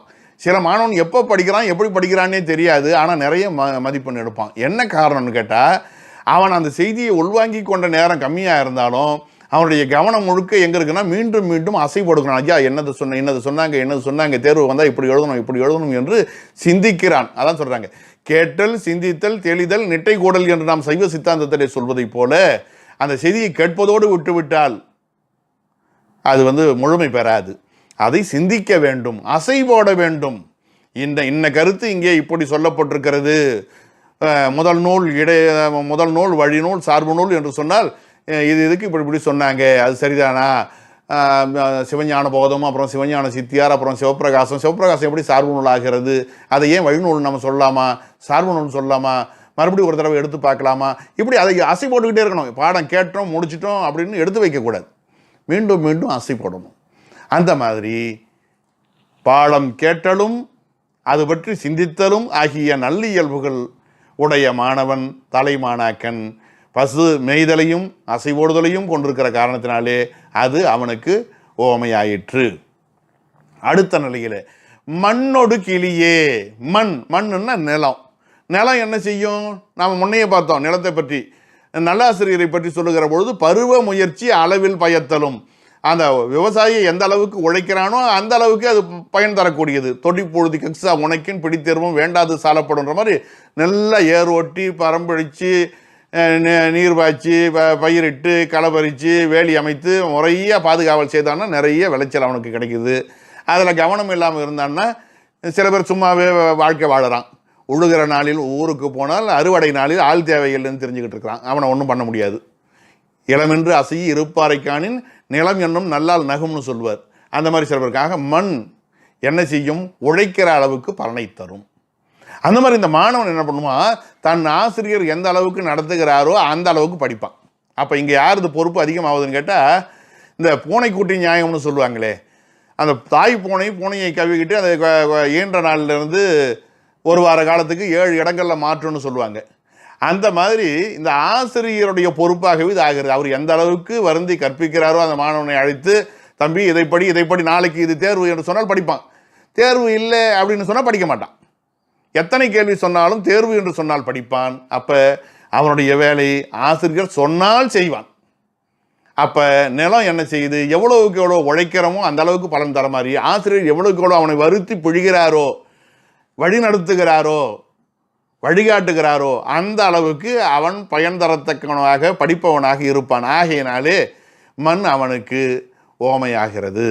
அவன் இடைமாணாக்கன், இடைநிலையில் இருக்கிறான். அவனை தலைமாணாக்கன்னு சொல்ல முடியல. அதனால் பாடத்தில் ஆர்வமும் புலமையும் ஏற்படும்படியாக கற்பிக்கக்கூடிய போக்கு ஆசிரியர் கையில் தான் இருக்குதுன்னு இதில் இருந்து தெரியுது. அங்கே என்ன சொன்னார், மாணவன் எவ்வளோக்கு எவ்வளோ வந்து கேட்பானோ அந்த அளவுக்கு அவன் கேட்க தான் இவர் பதில் சொல்லுவார். இவர் நிலம் மாதிரின்னு அங்கே சொன்னார். இங்கே என்ன சொல்கிறாரு, இந்த மாணவன் எப்படி பண்ண ஆசிரியர் எந்த அளவுக்கு மிரட்டி வேலை வாங்குகிறாரோ அந்த அளவுக்கு படிக்கக்கூடியவன் மாணவன் அப்படின்னு சொல்கிறப்ப ஆசிரியருடைய பொறுப்பு தான் ரொம்ப அதிகமாக இருக்குது. அடுத்தது கிளி. இதில் இந்த மண்ணுக்கு இன்னும் ஒரு செய்தி இருக்குது. கூழங்கை தம்பிரான் மட்டும் இந்த விளக்கம் தரத்தில் கொஞ்சம் வேறுபடுகிறார். அது அவருடைய கருத்து. கொயவன் வணைந்த வடிவத்தை தவிர தனக்கென்று ஒரு வடிவம் கொள்ளாதது மண். அவர் என்ன நினைச்சாரு, நிலம்னு அங்கே சொல்லிட்டாரு, ஏன் மறுபடியும் இங்கே மண் நிலத்தில் கொண்டாந்து நம்ம காட்டணும், அந்த ஓமை கருத்து ஏன் இங்கே சொல்லணும்னு அவர் மனசில் போட்டிருக்கு. கூழங்கை தம்பிரான் அவர்கள் என்ன பண்ணுறாங்க, மண்ணுன்னா இங்கே களிமண்ணுன்னு அர்த்தம் வச்சுக்கிட்டாங்க. களிமண் என்ன செய்யும், கொயவனார் எப்படி பாத்திரம் செய்கிறாரோ அவருடைய எண்ணத்துக்கேற்ப கை வண்ணத்துக்கேற்ப மாறுமே ஒழிய தன் எண்ணத்துக்கு அது மாறாது. அதனால் ஆசிரியர் எந்த அளவுக்கு முயற்சி செய்து எந்த வடிவத்தில் அளவில் கொண்டு வரணும்னு நினைக்கிறாரோ அந்த வடிவத்துக்கு ஏற்ற மாதிரி மாறக்கூடியவன் மாணவன். அப்போ ஆசிரியருடைய உழைப்புக்கு ஏற்ப கிட்டத்தட்ட பொருள் ஒன்றாக இருந்தாலும் கூட அந்த சொல்லக்கூடிய முறை சற்று வேறுபடுகிறது. இங்கே களிமண் என்கிற பொருளிலே சொல்கிறார். ஏற்புடைய கருத்து தான், யாரும் சொல்லாது, மற்றவங்க யாரும் அப்படி சொல்லலை. கூழங்கை தம்பிரான் மட்டும் அதை களிமண்ணுன்ற பொருள் சொல்லியிருக்கார். நல்லா இருக்கு. அடுத்தது கிளி. சொன்னதை சொல்லும் கிளிப்பிள்ளை என்று சொல்வதை போல ஆசிரியர் எதை கற்பிக்கிறாரோ அதைத்தான் சொல்லுவார். அதை தாண்டி ஒன்றை சிந்திக்க சொன்னால் அது ஐயா சொல்லலை, இது நமக்கு தேவையில்லை, இல்லைன்னா நமக்கு தேவைன்னா அவரே சேர்த்து சொல்லியிருப்பாரு என்று கற்பித்த சொல்லை தவிர புதிதாக எந்த சொல்லையும் முயற்சி செய்து கற்றுக்கொள்வதோ சொல்வதோ கிளியின் இடத்திலே இல்லாதது போல இந்த இடைமாணாக்கர்கள் ஆசிரியர் சொல்லிக் கொடுத்ததை தவிர வேறு எதையும் பற்றி அவர்கள் கவலைப்பட மாட்டார்கள். இதுதான் நடத்துனாங்க, இதுதான் தெரியும், அவ்வளவுதான், இதோட நிறுத்திக்கிறவங்க கிளி போன்றவர்கள். அடுத்தது கடைமாணாக்கருக்கு 4 ஓமைகள். இல்லி குடம். இல்லின்னா பொத்தல், பொற்றல் குடம். ஒரு குடம், அதுவும் அடியில் பொத்தல். சில குடம் மேலே ஓரத்தில் பொத்தல் இருக்கும், இந்த கழுத்து பகுதியெல்லாம் இருக்கும், விளிம்புக்கு கீழே, அதெல்லாம் ஒன்றும் ஆபத்து இல்லை. ஆனால் அடியிலேயே பொத்தல் இருக்குன்னு வச்சுங்க, நீங்கள் எவ்வளவுதான் நீர் கொண்டு வந்து ஊற்றிக்கொண்டே இருந்தாலும், குடமாக அந்த இல்லி குடத்திலே நீரை ஊற்றினாலும், 10 குடம் நீரை ஊற்றி விட்டு நீங்கள் எட்டி பார்த்தாலும் ஒரு சொட்டு கூட விஞ்சி இருக்காது. அத்தனை நீரும் அவ்வளவு உழைப்பும் பாழாகிவிடும், வெளியே அந்த நீரெல்லாம் போய்விடும். இல்லிக்குடம். அந்த மாதிரி சில மாணவர்கள் எவ்வளவு ஆசிரியர் முயற்சி பண்ணி கதையாக சொல்லி நடத்தினாலும், ஓமை சொன்னாலும், விடுகதை சொன்னாலும், பழமொழி சொன்னாலும், எவ்வளவு சொன்னாலும் மனசில் பதியாது. எனக்கு இது புரியலை அப்படின்னு சில பேர் இருப்பாங்க. அவங்க இல்லிக்குடம், பொற்றல் குடம், பொற்றல் அமைந்த நீர்க்குடம். அதில் எவ்வளவு தண்ணீர் ஊற்றினாலும் ஒரு சொட்டு கூட தேங்காது. இவர்கள் ஒரு செய்தி கூட உள்வாங்கி கொள்ள மாட்டார்கள். எனக்கு சம்மந்தமே இல்லை, யாரோ கொண்டாந்து என்னை இங்கே விட்டுட்டாங்க, எனக்கு படிக்கிறதுலையே ஆர்வம் இல்லை. நிறைய மாணவன் அப்படி இருக்கிறான். நான் இந்த துறைக்கு வரணும்னு ஆசைப்படலை, என்னை கொண்டு வந்து தள்ளி விட்டாங்க, ஏதோ கிணத்து கூட தள்ளி விட்ட மாதிரி சொல்கிறான். ஆடு, அடுத்ததாக ஆடு. ஆடு என்ன செய்யும், ஒரு இடத்துல நிறைய தழை இருக்கும், செடி கொடி மரம் இதெல்லாம் இருக்குன்னா தழை இருக்குதுன்னு சொன்னால் அழகாக அது வயிறார மேயலாம். எப்படி பசுமாடு மேய்ஞ்சதோ அந்த மாதிரி மேயலாம். ஆனால் அது என்ன பண்ணும், ஒரு 2-3 தழையை அப்படி சாப்பிடும். சாப்பிட்டுட்டு இதை விட குறைவான தழை கூட அந்த பக்கம் தெரியலாம், உடனே அங்கே ஓடும். அங்கே ஓடி அங்கேயாவது முழுக்க இருக்குதான்னு கேட்டால் அங்கே ஒரு 4-5 தழைகளை சாப்பிடும். மறுபடியும் இடப்பக்கமோ வலப்பக்கமோ பார்த்துட்டு மறுபடியும் அங்கே ஓடும்.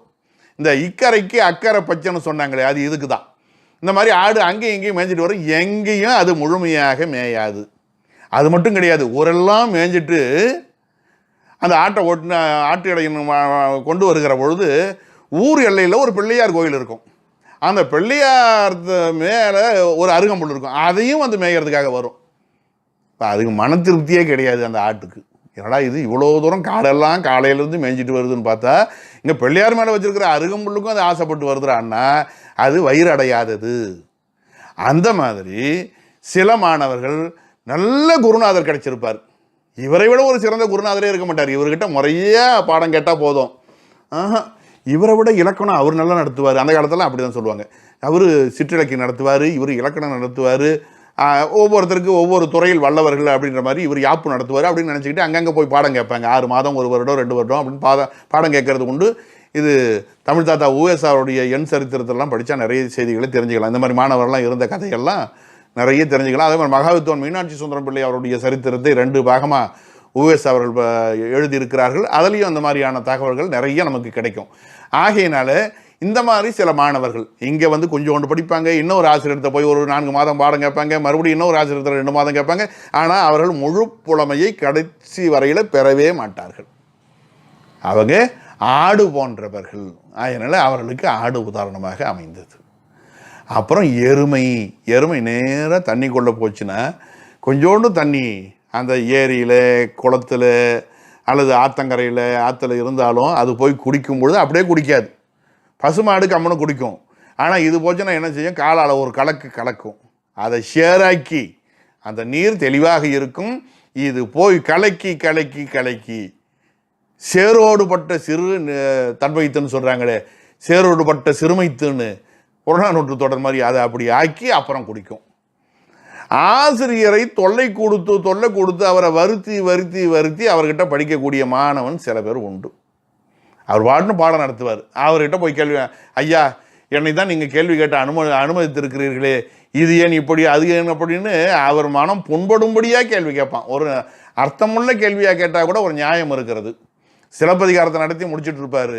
கடைசியில் இவன் கேட்பான், அந்த அரசனும் இறந்து விட்டான், அரசியும் இறந்து விட்டால், கண்ணைக்கும் கோபத்தோடு மதுரை எரிச்சு விட்டு கிளம்பி போயிட்டா, அந்த உடைச்ச சிலம்பு என்ன ஆச்சுன்னு கேட்பான். சிலப்பதிகாரத்தில் அந்த கண்ணைக்கு உடைச்சி போட்ட சிலம்பு அதுக்கப்புறம் என்ன ஆச்சு, அவர் திகைச்சு போய் நிற்பார் ஆசிரியர். இப்படியெல்லாம் என்னடா கேள்வி கேட்குறீங்க. கம்பநாட்டு ஆழ்வார்னு பாடம் நடத்துவார். அது கம்பநாடுங்கிறது எங்கே இருக்குதும்பான். இப்போ இப்படி குதர்க்கமான கேள்விகளை கேட்டு அவர் மனசை நோகடித்து செய்தியை வாங்கி கொள்ளலாமான்னு நினைப்பான். அவன் வந்து எருமை மாட்டின் ரகத்தை சேர்ந்தவன். ஆகையினால அவனுக்கு அது ஓமையாயிற்று. நெய்யரி என்று சொன்னால் அந்த பணமட்டையோடு இருக்கக்கூடிய பண்ணாடை என்று சொல்லக்கூடிய பகுதி. அதை வந்து தேன் முதலான பொருட்களை எல்லாம் வடிகட்டுவதற்கு பயன்படுத்துவார்கள். அது அந்த கப்பியெல்லாம் வச்சுக்கிட்டு அந்த தேனெல்லாம் கீழே விட்டுரும். கப்பியை மட்டும் இந்த ஃபில்டர்னு சொல்கிறோம் இல்லைங்களா, நம்ம அந்த ஃபில்டர் மாதிரி அது எல்லாத்தையும் வடிகட்டிட்டு கப்பி பொருட்களை வைத்துக்கொண்டு நல்ல பொருட்களை கீழே விட்டு விடும். அந்த மாதிரி இந்த மாணவன் அங்கே பார்த்த பாருங்க, இது அன்னத்துக்கு அப்படியே நேர் எதிர்மாறு. ஆசிரியர் 2ம் கலந்து பாடம் நடத்துவார். குணமும் குற்றமும் ஆகிய செய்திகள் தென்பட்டாலும் கூட அந்த குணத்தை மட்டும் எடுத்துக்கொள்வோன் அன்னம். இவன் குற்றத்தை மட்டும், என்ன கப்பியை மட்டும் தனக்குள்ள தேக்கி வச்சுக்கிற நெய்யறி இவன். அதனால் இவனுக்கு இது உதாரணமாக தரப்பட்டது. ஆக இவங்க 4 பேரும் கடை மாணாக்கர். என்ன சொல்ல போனால் மாணாக்கர் தகுதியே இல்லைன்னு அர்த்தம், போனா போகுதுன்னு ஏதோ கடை மாணாக்கர்னு சொல்லி வச்சிருக்கார். இதில் அரசன் சண்முகனார் அவர்கள் இந்த பாயிர விருத்தி எழுதுகிற பொழுது சில பகுதிகள் அங்கே சிந்திக்கிறார். அங்கே ஒரு செய்தியை சொல்கிறாரு. இந்த நெய்யரி என்பது, அவர் என்ன சொல்கிறார், நெய்யரி என்பது தலைமாணாக்கனுக்கே சொல்லலாமே, நெய்யரியை எதற்கு நாம் பயன்படுத்துகிறோம்? தேனை வடிகட்டுவதற்காகத்தானே பயன்படுத்துகிறோம். ஆக அந்த நெய்யரியினுடைய உதவி இல்லாவிட்டால் தேனை நாம் வடிகட்டி நல்லதாக பயன்படுத்த முடியாது. ஏன் அதை நாம் கொண்டு போய் தலைமாணாக்கர்களை சேர்க்கக்கூடாது என்று அவர் ஒரு வாதத்தை முன்வைக்கிறார். அவர் வைக்கிறது ஒரு நியாயம் இருக்கிறது. ஆனால் அதே நேரத்தில் நாம் இது குறித்து சிந்திக்க வேண்டியவர்களாக இருக்கிறோம். இப்போ பவனந்தியார் நெய்யறிய ஏன் ஓமையாக எந்த அடிப்படையில் சொல்லியிருக்காருன்னு கேட்டால் வினை அடிப்படையில் சொல்லியிருக்கிறார். அவர் சொன்னது வினை ஓமை. அரசன் ஜன்மோகனார் அவர்கள் சொல்லக்கூடிய ஓமை இருக்கிறது, அது பயன் ஓமை. ஒரு ஓமையை ஒரு பொருளை எப்படி வேணாலும் நம்ம பண்ணலாம். வினை, பயன், மெய், உரு என்று 4 விதத்தில் ஓமை வரும்னு தொல்காப்பியர் சொல்லுவார். அந்த மாதிரி இவர் சொன்னது வினை அடிப்படையிலே சரி, அவர் சொல்வது பயன் அடிப்படையிலே சரி, ரெண்டும் சரி. அவர் சொன்னது சரினா இவர் சொன்னதும் சரி. ஆனால் அவர் இதை தப்புன்னு சொல்கிறார். இதை தவறு என்று சொல்வதற்கான அவருடைய கருத்து ஏற்றுக்கொள்வதாக இல்லை. அவ்வளோதான். அதனால் நம்ம எதை சொல்கிறோமோ அது திருவள்ளுவரே 2 தலைவன்களை படுத்தி காட்டுவார். ஒரு தலைவன் சொல்லுவான், என் காதலி முகம் போல ஒளிவிட வல்லையேல் காதலை வாழி மதி. என் நிலவே, என் தலைவனுடைய முகம் போல நீ இன்னும் பிரகாசமாக இருந்தீங்கன்னா நான் என் தலைவியை விரும்புகிற மாதிரி உன்னையும் விரும்புவேன் அப்படின்னு சொல்லுவான். இன்னொரு தலைவன் என்ன பண்ணுவான், அதை தலைவியனுடைய முகப்பொழிவையும் சந்திரனுடைய பொழிவையும் ஏற்றுக்கொள்வனாக இந்த தலைவன் இருக்கிறான். இன்னொரு தலைவன் அருவாய் நிறைந்த அவிர்மதிக்கு போல மறுவுண்டோ மாதர் முகத்து. என் தலைவி முகம் எப்படிப்பட்டது, அந்த நிலாவில் பார்த்தா மேடு போலலாம் கிடக்குது. மாசு மறு இல்லாத என் தலைவியின் முகத்துக்கு அந்த மாசு மறுவுடைய சந்திரனை ஓமையாக்குவது எந்த விதத்தில் நியாயம் என்று சொல்லி மறுப்பான். அப்போ அந்த ஓமை என்பதே ஒருபடை ஒப்புதானே. எல்லாத்தையும் சொன்னோம்னா அது உருவகத்தில் கொண்டு போய் அமைஞ்சிடும். அதனால் ஓமை என்பது எந்த நோக்கத்தில் சொல்லுகிறோம் என்பது தான் அங்கே பார்க்கணுமே ஒழிய இது தவறு அது தவறு என்று மதிப்பிடுவதற்கான நிலை இல்லை. இதெல்லாம் மாற்றி கூட சொல்லலாம் நாம். ஆனால் அதுக்கு சரியான காரணம் சொல்லணும். என்ன காரணத்தால் இது இந்த விதத்தில் ஓமையாயிற்று என்று சொல்கிறது தான் திறமை. அதை விட்டுட்டு இதை தப்பு தவறு என்று சொல்லுவது ஏற்புடையது இல்லை. இன்னும் கூட ஒரு செய்தி, நல்ல சுவையான ஒரு பகுதி இருக்குது. அந்த மாணாக்கர் ஆகாதவர் அல்லது கடை மாணாக்கர் ரெண்டுத்துக்கும் பொதுவானது. அதனால் இங்கே சிந்திக்கலாம். என்னென்னா குரங்கெறி விலங்காய். கடை மாணாக்கனுக்கு ஒரு இலக்கணம் சொல்கிறாங்க, குரங்கு எரி விலங்காய். அது என்ன அப்படின்னு பார்த்தா, சில பேர் என்ன பண்ணுவான், விழா மரத்தின் மீது குரங்கு ஏறிக்கிட்டு இருக்கும். விளாம்பழத்தை இவனால் அந்த மரத்தில் ஏறி பறிக்க முடியாது. ஆனால் விளாம்பழத்தை சாப்பிட வேண்டும் என்று இவன் நினைக்கிறான். உடனே இவன் யோசிக்கிறான், அங்கே இருக்கக்கூடிய குரங்கின் மீது ஒரு கல்லை எடுத்து எறிகிறான். குரங்கின் மீது படாத மாதிரி எறிகிறான், ஆனால் அது பார்க்குற மாதிரி எறிகிறான். உடனே அந்த குரங்கு என்ன நினைக்கிறது, இந்த குள்ளா வியாபாரி கதை மாதிரி அது என்ன பண்ணுது, கல்லை தேடுது. அங்கே ஏது கல். அதனால் அது விளாம்பழத்தை பார்க்குது. அது எது கையில் கிடைக்குதோ அதை பிரித்து இவன் மேலே எரியுது. இவன் ஒதுக்கிக்கிறான், அந்த பழத்தை சேகரித்துக் கொள்கிறான். இப்படி ஒவ்வொரு தடவையும் குரங்கின் மீது கல்லை எறிய முற்பட்டு எரிந்து குரங்கு எறியக்கூடிய விளாம்பழத்தை எல்லாம் சேகரிப்பவனாக இருக்கிறான். எவ்வளவு சாமர்த்தியம் பாருங்க. இதுக்கு பெயர் குரங்கு எரி விலங்காய் என்று ஒரு ஓமை இருக்கிறது. அந்த மாதிரி ஆசிரியர் இடத்துல, ஐயா உங்களுக்கு இது தெரியாதுங்க ஐயா, நீங்களாம் உங்களுக்கெல்லாம் வடமொழி புணர்ச்சி புலமை பத்தாதுங்க ஐயா, இது இப்படி வருதுங்க ஐயா, அப்படி வருதுங்க ஐயா, உங்களுக்கு தெரியாதுன்னு இவர் வெறும் தன்மானத்தை தூண்டி விட்ட மாதிரி, தன் புலமைக்கு ஒரு சவால் வந்து விட்ட மாதிரி இவர் என்னென்ன படித்து வச்சிருக்காரோ அத்தனையும் ஒப்பிச்சிடுவார். இவன் அத்தனையும் உள்வாங்கிக்குவான். எப்படி, இந்த இதுதான் கல்லை போட்ட கதை தான். அவரை புண்படுத்தி குறை சொல்லி அவர் இடத்துல கூடிய எல்லா செய்திகளும், அவர் 2 மாதம் 2 வருடம் சேகரித்த செய்திகளை எல்லாம் சர்வசாதாரணமாக இவன் எதிர்த்து பேசுகிற நிலையிலே அத்தனை செய்தியும் உள்வாங்கிக் கொள்வான். முரணாக பேசுவதை போல அவர் கருத்தையெல்லாம் பெற்றுக்கொண்டு இவன் பயன்படுத்தி கொள்வான். அவன் இந்த குரங்கு எரி விலங்காய் என்று சொல்லும்படியான ஓமைக்கு பொருத்தமானவன் என்று மாரண அலங்காரம் ஒரு நூல்களில் இந்த குறிப்பு வருது. இன்னும் இதையை குரங்கு எரி விலங்காயே வேற மாதிரி பிரிக்கிறவங்களும் இருக்கிறாங்க. குரங்கும் மாணாக்கன் ஆகாதவருடைய இலக்கணம் அல்லது கடைமாணாக்கன் இலக்கணம் எப்படின்னு பார்த்தா, குரங்கு சிரித்த முகம் இருக்காது, சிரிச்சா பயமாக இருக்கும். ஒரே இடத்துல ஒரு நேரத்தில் இருக்காது, ஓடிக்கிட்டே இருக்கும். சில மாணவனை உட்காந்து பாடம் கண்டானா உட்கார மாட்டான், அங்கேயும் இங்கேயும் அலைஞ்சிக்கிட்டே இருப்பான். சிரித்த முகமும் இருக்காது, ஒரு இடத்துல அமர்ந்து கேட்கறது இருக்காது. ஆக குரங்கு அந்த கடைமாணாக்கன் வரிசையில் அடக்கலாம். எரினா நெருப்பு. அங்கே குரங்கு எரிதுன்னா அங்கே வல்லினரி, இங்கே சொல்கிறது எரினா நெருப்பு. இது வேற ஒரு அர்த்தத்தில் அந்த சொல்லியே பிரித்த மாதிரி இருக்கானா. அந்த ரீ மட்டும் மாறுது, வல்லினமும் இடையினமும். நெருப்பு. நெருப்பு குளிர்ச்சியாக இருக்கும், வெப்பமாக இருக்கும். அந்த மாதிரி சில மாணவன் எப்போ பார்த்தாலும் சுடுசொல் சொல்பவனாக இருப்பான். ஒரு மாணவன் சுடுசொல் சொல்கிறவனாக இருக்கக்கூடாது. அது மாதிரி விலங்குன்றது இந்த கை காலில் இடக்கூடிய அந்த சங்கிலி, இந்த காப்பு. அப்போ ஒருத்தன் நல்லவனா கெட்டவனா தெரியாது. அரசாங்க அதிகாரி யார் கையில் அது பூட்டுக்கிறாரோ அவரை அது செயல்பட விடாமல் தடுப்பதை போல அந்த விலங்கு தடுக்கிற மாதிரி சில பேர் யோசிக்க மாட்டான். ஆசிரியர் நல்லவரா கெட்டவரான்னு தெரிஞ்சிக்காம அவசரப்பட்டு நல்லாசிரியர் மீது கூட மற்ற மாணவருடைய தூண்டுதலால் பழி சொல்வான். அது விலங்கு என்கிற தன்மையில் அடங்கும். அதுக்கடுத்து எருமை என்று ஒன்று சொல்லப்படுகிறது. அதாவது சமீபத்தில் கன்று ஈன்று கன்றினை இழந்த எருமை சான்றாக சொல்லப்படுகிறது. அது எப்படின்னு கேட்டால், தன் கன்றை பாதுகாக்கக்கூடிய திறன் இல்லாமல் இழந்து தவிப்பதைப் போல சில மாணவர்கள் என்ன செய்தியை ஆசிரியர் சொன்னாலும் உள்வாங்கிக் கொள்ளாமல் அதை விட்டுட்டு இல்லி கூட மாதிரி விட்டுட்டு அமைதியாகும்பான்னு கிடக்க வேண்டித்தான். இப்படி கருத்தை பாதுகாக்கும் திறமை இல்லாதவர்கள் எருமை என்பதாக சொல்லப்படுகிறார்கள். இப்படி ஒரு வரிசை. இப்படி நிறைய ஓமைகள்லாம் இன்ன பிற இலக்கண நூல்கள்லாம் சொல்லப்பட்டிருக்கின்றன. அவையெல்லாம் இன்னும் விரிவாக ஆராயப்பட வேண்டியவை. அடுத்த நிலையில் பார்ப்போம். மாணாக்கர் ஆகாதார் இலக்கணம்.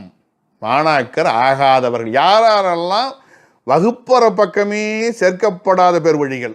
இவங்கெல்லாம் வகுப்புக்கு வந்தாலே போச்சு. யாருன்னு பார்ப்போம். ஒரு 15-16 பேரை சொல்றார். 15 பேர் பார்க்கலாம்.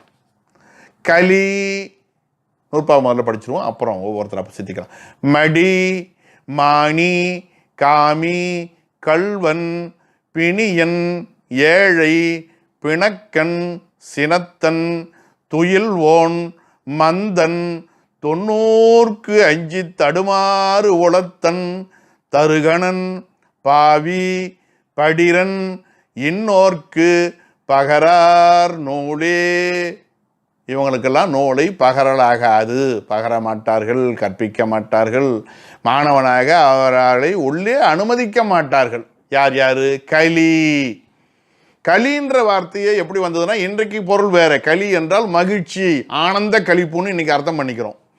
மனக்களிப்புன்னு அர்த்தம் பண்ணிக்கிறோம். ஒரு காலத்தில் களி என்கிற சொல்லு கல்லு குடித்ததனால் வந்த மகிழ்ச்சியில் திரிபவன், போதையில் திரிபவன் சொல்ல போனால் அந்த வார்த்தையை தான் சொல்லணும். கல் உண்பவன் அர்த்தம். கல் உண்பவன்னா கல், இன்ன பிற போதைப் பொருள்கள். இன்றைக்கு ஏதோ பாக்கு புகையிலெல்லாம் கூட வாய்க்குள்ளே போட்டு அடக்கிக்கிறான் அவன். அதாவது சுற்றுப்புற சூழ்நிலையை சிந்திக்காமல் தன்னை மறந்து போதை நிலையில் திகைப்பவன் அத்தனை பேரும் களி. இன்னும் சொல்லப்போனால் இன்னைக்கு சில பேர் வழிகள் எப்போ பார்த்தாலும் பெற்றோர்கள் உணவு உண்ண அழைத்தால் கூட வருவது கிடையாது. இந்த கையில் அந்த அலைபேசி வச்சுக்கிட்டு அலைந்து கொண்டே இருக்கிறார்கள். அதில் பார்த்திங்கன்னா இந்த வாட்ஸ்அப், யூடியூப், ஃபேஸ்புக் என்று வரக்கூடிய இதெல்லாம் மூழ்கி அதிலேயே கழித்து கிடக்கிறார்கள். தன்னுடைய அன்றாட கடமைகளை கூட செய்ய மறுக்கிறார்கள். கோயிலுக்கு போகிறதா, வழிபாடு செய்கிறதா, சாப்பிட்றதா, அதை கூட செய்யறதில்லை. இவர்களும் இதில் அடங்குவார்கள். களிப்பு, சூழ்நிலை தெரியாமல் மனமயக்கம் கொண்டு திரிபவர்கள் எல்லாம் இந்த களியில் அடங்குவாங்க. எப்படி அந்த சொல்லு இருக்கு பாருங்க. அதனால தான் வெற்றென தொடுத்தல் இருக்கக்கூடாதுன்னாரு. இது ஆழமுடைத்தாதல். இந்த சொல்லு எப்படிலாம் நம்மளை சிந்திக்க வைக்குது பாருங்க. அப்புறம் மடிந்து இருப்பவன், சோம்பி இருப்பவன், சோம்பேறி. எதையும் பிறகு பார்த்து கொள்ளலாம், எந்த வேலையும் செய்ய மாட்டான். நாளைக்கு எதுக்கும் அஞ்ச மாட்டான். மடி, மிகுந்த சோம்பேறி. அவன் இடத்துல இந்த பாடத்தை படின்னா எப்படி படிப்பான்? அந்த மடி படிக்க மாட்டான். மாணி, மானமுடையவன் மாணி. ஆனால் எதுக்கு மானம்னு இருக்குது. அப்பா அம்மா திட்டினாலோ ஆசிரியர் திட்டினாலோ எனக்கு மானம் போய்விட்டது. மாணவிகள் எதிரில் என்னை அவமானப்படுத்தி விட்டீர்கள், மாணவர்கள் எதிரில் என்னை அவமானப்படுத்தி விட்டீர்கள் என்று சொல்லி இந்த பிற பாலினத்தார் முன்னிலையில் தனக்கு அவமானம் ஏற்பட்டதாக நினைத்து கொண்டு இன்னும் ஒரு விரக்தியான முடிவுக்கு போகிற பேர் வழிகள்லாம் இருக்கிறாங்க. யார் திட்டினார்கள், எதற்கு திட்டினார்கள், திட்டியதெல்லாம் அவர்களுக்கு என்ன நன்மை என்று யோசிப்பது கிடையாது. அப்படிப்பட்ட தன்மானம், அப்படிப்பட்ட அபிமானம் ஒருவனுக்கு தேவையில்லை. அப்படிப்பட்ட அபிமானம் உடையவன் படிக்க மாட்டான். அப்போ இது மானத்திலேயே அடங்காது, இது செருக்கில் அடங்கும், தற்பெருமையில் அடங்கும். நான் எப்படிப்பட்டவன் தெரியுமா, என்னை போய் நீங்கள் இகழ்ச்சியாக பேசிவிட்டீர்களே, என் தகுதி தெரியுமா என்று செருக்கி இருப்பதற்கு சமம். அதனால தான் மானி என்பதற்கு சில பேர் விளக்கம் எழுதுகிற பொழுது தற்செருக்குன்னு எழுதுறாங்க. அப்போ அபிமானம் உடையவர்கள், தற்செருக்கு உடையவர்கள், மிகுந்த தன்மானம் உடையவர்கள், அவங்கெல்லாம் படிக்க வந்தாங்கன்னா பயன்பட மாட்டார்கள். எதற்கு எடுத்தாலும் என்னை போய் இப்படி திட்டுறீங்களே, நான் எப்படிப்பட்டவன் தெரியுமா, எப்படிப்பட்டவன் தெரியுமான்னுலாம் சொன்னால் அப்படிப்பட்ட மானிகள் படித்து ஆகப்போவது ஒன்றும் கிடையாது. அவ்வளோதான், அவங்கள பற்றி வேறு எதுவும் சொல்கிறதுக்கு இல்லை. காமி, காம எண்ணம் படைத்தவன். தொல்காப்பியர் களவியல் கற்பியல்னு வகுத்திருப்பார். களவுல சில பிரிவுகள் சொல்லுவார், கற்பில் சில பிரிவுகள் சொல்லுவார். கற்பில் 6 வகையான பிரிவு சொல்லுவார். அதில் ஒரு பிரிவு ஓதல் பிரிவுன்னு சொல்லுவார். அந்த ஓதல் பிரிவுக்கு போகிற அந்த தலைவன் இருக்கிறானே, அவன் செலவழுங்குதல் இருக்காது, அவன் அங்கே போய் படிக்கிற பொழுது தலைவியை நினைக்கப்படாதுன்னு சொல்லுவார். திருமணமான ஒருவனுக்கே கல்வியை பற்றிய சிந்தனை இருக்கிற பொழுது அந்த கல்வியில் இல்லில் இருக்கக்கூடிய புள்ளி மறையக்கூடாதுன்னு சொல்கிறாருன்னு சொன்னால், திருமணமே ஆகாத நிலையில் படிக்கிற மாணவன் எப்படி இருக்கணும்? அவன் காம உணர்வோடு இருப்பான் என்று சொன்னால் அந்த காம உணர்வு வேறு எல்லாத்தையும் மறைச்சிடும். எப்பேற்பட்ட ராவணன், கைலாயத்திய தூக்க முற்பட்ட ராவணன், எல்லா விதமான ஆற்றலும் படைத்திருந்தான், ஒரே ஒரு காரணத்தினால கெட்டு போயிட்டான், காம உணர்வினாலே கெட்டெழிந்தான். அப்போ இந்த மாணவன் காம உணர்வோடு இருக்கிறான் என்று சொன்னால் இவன் கல்வி கற்க பொருத்தமானவன் இல்லை. ஆகையினால இவனுக்கு கற்பித்தல் ஆகாது. காம உணர்வு உடையவன் அங்கே வரவே கூடாது. ஆனால் மாணவர்கள், படிக்கிற மாணவர்கள் முழுக்க அதெல்லாம் பிரம்மச்சரியம்னு சொன்னாங்க. கல்விக்குரிய காலகட்டம் பிரம்மச்சரியம்னு சொன்னாங்க. அந்த மாணவர்கள் நிறைய சாப்பிட்டு வர்றது, இனிப்பு சாப்பிட்றது, என்ன பிற சொல்லால், செயலால், பார்வையால் வேண்டத்தகாதவற்றை காணக்கூடிய நிலை இன்றைக்கு நிறைய இருக்குது. வரும்போதே போஸ்டரை பார்த்துக்கிட்டு வர்றது, இன்னும் எவ்வளவோ அது சூழ்நிலை இருக்குது. இந்த நிலையிலும் மாணவர்கள் கெடாமல் இருப்பார்கள் என்று சொன்னால் அவர்கள் வாழ்த்தத்தக்கவர்கள், வணங்கத்தக்கவர்கள். உண்மையிலேயே காமி, மனக்கட்டுப்பாடு இருக்கணும். அதுக்கு மடை மாற்றம் செய்யணும். 5 அடக்கடக்குன்றாங்களே, மடை மாற்றம் செய்ய வேண்டும். அதனால தான் பக்தி பாடல்களை பாடுவது, இன்ன பிற நிலைகளில் கவனத்தை செலுத்துகிற பொழுது இந்த உணர்வு நம்மை தாக்காது. காமி. கல்வன், அடுத்தவன் பொருளை தூக்கிறான்னு வச்சுக்கோங்க, திருடனாக இருந்தால் அந்த திருடனை சேர்த்து வைத்தால் நாளைக்கு மாணவன் பொருள்லாம் எடுப்பான், ஒரு நாளைக்கு ஆசிரியருடைய உழைச்சோடையே தூக்கிட்டு ஓட்டிடுவான். கல்வன், திருடனை சேர்க்கக்கூடாது. பிணியன், எப்போதும் நோய்வாய்ப்பட்டிருக்கிறான்னு சொன்னால் அந்த பிணி மற்றவர்களுக்கு பரவலாம். உள்ளங்காலிலிருந்து உச்சந்தலைவரில் நோய் இருக்குது, அவ்வாட்டு இருமறான், இன்ன பிற நோய்கள் இருந்துக்கிட்டே இருக்குது, கை வலிக்குது, கால் வலிக்குது அப்படின்னு சொன்னோன்னா அவன் கவனம் படிப்பின் மீது செல்லாது. அதாவது 6ஆம் இடத்து நோய் இல்லை, 8ஆம் இடத்து நோயின்பாங்க. 6ஆம் இடத்து நோய் தற்காலிகமானது, 8ஆம் ஜாதகத்தில் 8ஆம் இடத்து நோய் நிரந்தரமானதும்பாங்க. அந்த மாதிரி பிணியன், எப்போது பார்த்தாலும் ஏதாவது ஒரு நோயோடு இருப்பவன் அவன் நோய் மீது தான் கவனம் செலுத்துவானே ஒழிய கல்வி மீது கவனம் செலுத்த வாய்ப்பு இல்லை. அவ்வளவுதான். அதுக்கு அடுத்தது ஏழை. ஏழை என்ற சொல்லுக்கு முட்டாள்னு அர்த்தம், இங்கே அறிவு இல்லாதவன் அர்த்தம். ஏழ்மை என்றால் அறிவின்மை. இது நம்ம கேள்விப்பட்ட செய்தி தான். நுண்ணறிவு இன்மை வறுமை, நுண்ணறிவு இல்லாத தன்மை தான் வறுமை. அறிவிலார் என்னுடையரேனும் இளர் என்று சொல்கிற காரணத்தினாலே அறிவாகிய செல்வம் இல்லாதவன் தான் ஏழை. அப்போ அறிவில்லாதவனுக்கு எவ்வளோ சொன்னாலும் புரியாது, அவன் தப்பாக தான் புரிஞ்சுக்குவான். இன்னும் சில பேர் சொல்கிறாங்க ஏழைன்னா பொருள் செல்வத்தையும் சொல்லலாம். ஏன்னா ஏழைன்னா இந்த வறுமை கோட்டுக்கு கீழேன்னு சொல்கிறாங்களே, அவனுக்கு உணவு உண்ணவோ, உடை உடுத்தவோ, தங்கி இருக்கவோ, இன்ன பிற அத்தியாவசியமான தேவைகளுக்கு உரிய பொருளோ இல்லை என்று சொல்லுகிற பொழுது அவன் படிக்க நினைத்தாலும் கூட அந்த செயல் கைகூடி வராது. இவர்கள் ஒதுக்குகிறார்கள் என்று அர்த்தம் கிடையாது, அவனால் படிக்க முடியாது. ஏன்னா வறுமை அவனை படிக்க விடாது. கொடிது கொடிது வறுமை கொடிது, அதனும் கொடிது இளமையில் வறுமை. அப்போ இளமையில் வறுமை அடைந்த ஒருத்தனால அவன் குடும்பத்துக்காக தன்னை தியாகம் செய்பவனாக இருப்பானே ஒழிய தனக்கான கல்வியை அவன் பெறுபவனாக இருப்பதற்கான வாய்ப்பு இருக்கவே இருக்காது. பசியோடு இருக்கிறவனுக்கு எதை கற்பிக்க முடியும்? அவன் மயக்கம் வந்து தான் கிடப்பான். பசி மயக்கம் கூட ஏதோ ஒரு நாளைக்குன்னா பரவாயில்லை, நிரந்தரமாக இருக்கிறவனாக இருக்கிறானே, ஏழையாக இருக்கிறானே, அவனுக்கு எப்படி கற்பிக்க முடியும்? ஒரு நாள் பசியோடு இருந்தால் பரவாயில்லை, அவன் ரொம்ப சிரமத்துக்குரியவன். அதனால் அறிவில்லாதவன் என்று சொன்னாலும் சரி, பொருள் இல்லாதவன் என்று சொன்னாலும் சரி, ரெண்டுமே பொருத்தமுடையனதான். பிணக்கன், எது சொன்னாலும் பிணக்கு, எதிர்மாறு பேசுதல். இதை செய்யாது, ஏன் செய்தால் என்ன, கதவை ஆட்டாதே, ஆட்டினால் என்ன, கதவை ஆட்டினா என்ன, ஒரு காலால் இன்னொரு காலை தேய்க்காத, ரெண்டு கையால் தலையை சொரியாத, ஆசிரியர் என்னென்ன சொல்கிறாரோ அதை பூரா என் செய்தால் என்னன்னு குதர்க்கமாக கேள்வி கேட்பான். தர்க்கமாக இருக்காது, விவாதமாக இருக்காது, விதண்டாவாதமாக இருக்கும், குதர்க்கமாக இருக்கும். இப்படி எதற்கெடுத்தாலும் முரண்டு பண்ணக்கூடிய பிள்ளைகள் வீட்டில் இருந்தால் பெற்றோர்கள் பொறுத்து கொள்ளலாம், ஆசிரியர்கள் பொறுத்து கொள்ள வேண்டிய அவசியம் கிடையாது. அப்படிப்பட்டவன் இருக்கிற மாணவனையும் கெடுத்துருவான். அழுகன தக்காளி மீதி தக்காளியும் கெடுத்துரும். அதனால் பிணங்கி பேசுபவன், எதை சொன்னாலும் பிணக்கமாக பேசக்கூடியவனை வைத்துக்கொண்டு நாம் எதையும் செய்ய முடியாது. நிற்காதே, நடக்காதே, பேசாதே என்று சொன்னால் அப்படித்தான் செய்வேன்.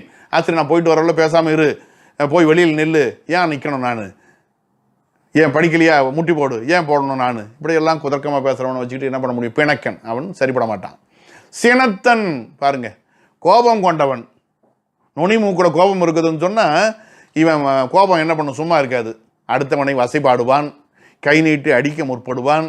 அவனால் கல்வி நிறுவனத்துக்கு ஆபத்து தான் வரும். ஆகையினால அப்படிப்பட்ட கோபக்காரன் இங்கே தேவையில்லை. பொறுமையும் அமைதியும் இல்லாதவன் மாணவனாக இருக்க முடியாது. கோபத்தை காட்டுகிறான் என்று சொன்னால் அவன் சீக்கிரத்தில் கெடப்போகிறவன் அர்த்தம். சினம் என்னும் சேர்ந்தாரை கொல்லி, திருவள்ளுவர் சொல்ற மாதிரி, அவன் சரிப்பட மாட்டான். துயில்வோன், தூங்கும் மூஞ்சின்னு சொல்லுவாங்க. வந்து வகுப்பறையில் நுழைஞ்சாலே எனக்கு தூக்கம் வருதுங்கிறான். என்ன காரணம்னா உணவு அடிப்படைகள் தான் உணர்வு. நிறைய சாப்பிட்டுட்டு வர்றது, இந்த பழையது கெட்டது கிடையாது.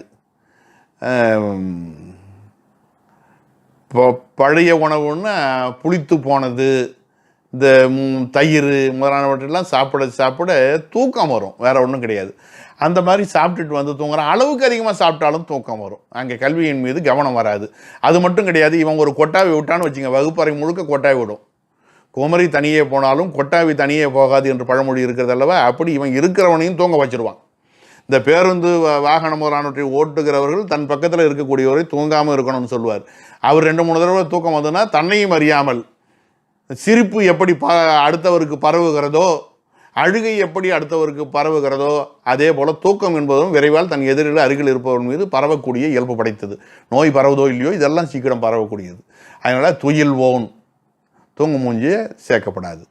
மந்தன், மந்த புத்தி, சொன்னதை விரைவில் அறிந்து கொள்ளக்கூடிய புத்தி நுட்பம் இல்லாதவன். எதை சொன்னாலும் என்னன்னே எனக்கு புரியலையேம்பான். ஒவ்வொன்றையும் அவனுக்கு எழுதி காட்டி தான் புரிய வைக்கணும். புரிந்து கொள்வதற்கு ரொம்ப சிரமப்படுவான். மந்தன், மந்த புத்தி, உள்வாங்கிக் கொள்ளக்கூடிய திறமை இல்லாத. அப்போ இங்கே ஏழை, இங்கே மந்தன் வர்றதுனால இதை கொஞ்சம் சிந்திக்கலாம். அது வந்து பொருள் இல்லாத ஏழைன்னு கூட சொல்கிறது தப்பு இல்லைன்னு தோணுது. ஏன்னா இங்கே மந்தனாக இருக்கிறான்னா என்ன பண்ணுறது, அப்போ அறிவில்லாதவனில் சேர்க்கலாம் இவனை. 90க்கு 5 தடுமாறு உளத்தன், பழைய புத்தகத்தை கண்டாலே பயப்படுவான். சங்க இலக்கியமா, ஐயோ புரியாது, இலக்கணமா விளங்காது, செய்யுளியலா, தொல்காப்பிய செய்யுள் ஆளை விடுங்க ஐயா, கல்லாடமா, நான் அந்த பக்கமே வரலைங்க. அப்போ ஒரு நூலினுடைய பெயரை கேட்டபொழுது, அதனுடைய பரப்பளவை கேட்டபொழுது, சித்தாந்தமா, சைவ சித்தாந்தமா, நமக்கெல்லாம் அதெல்லாம் வராதுங்க ஐயா.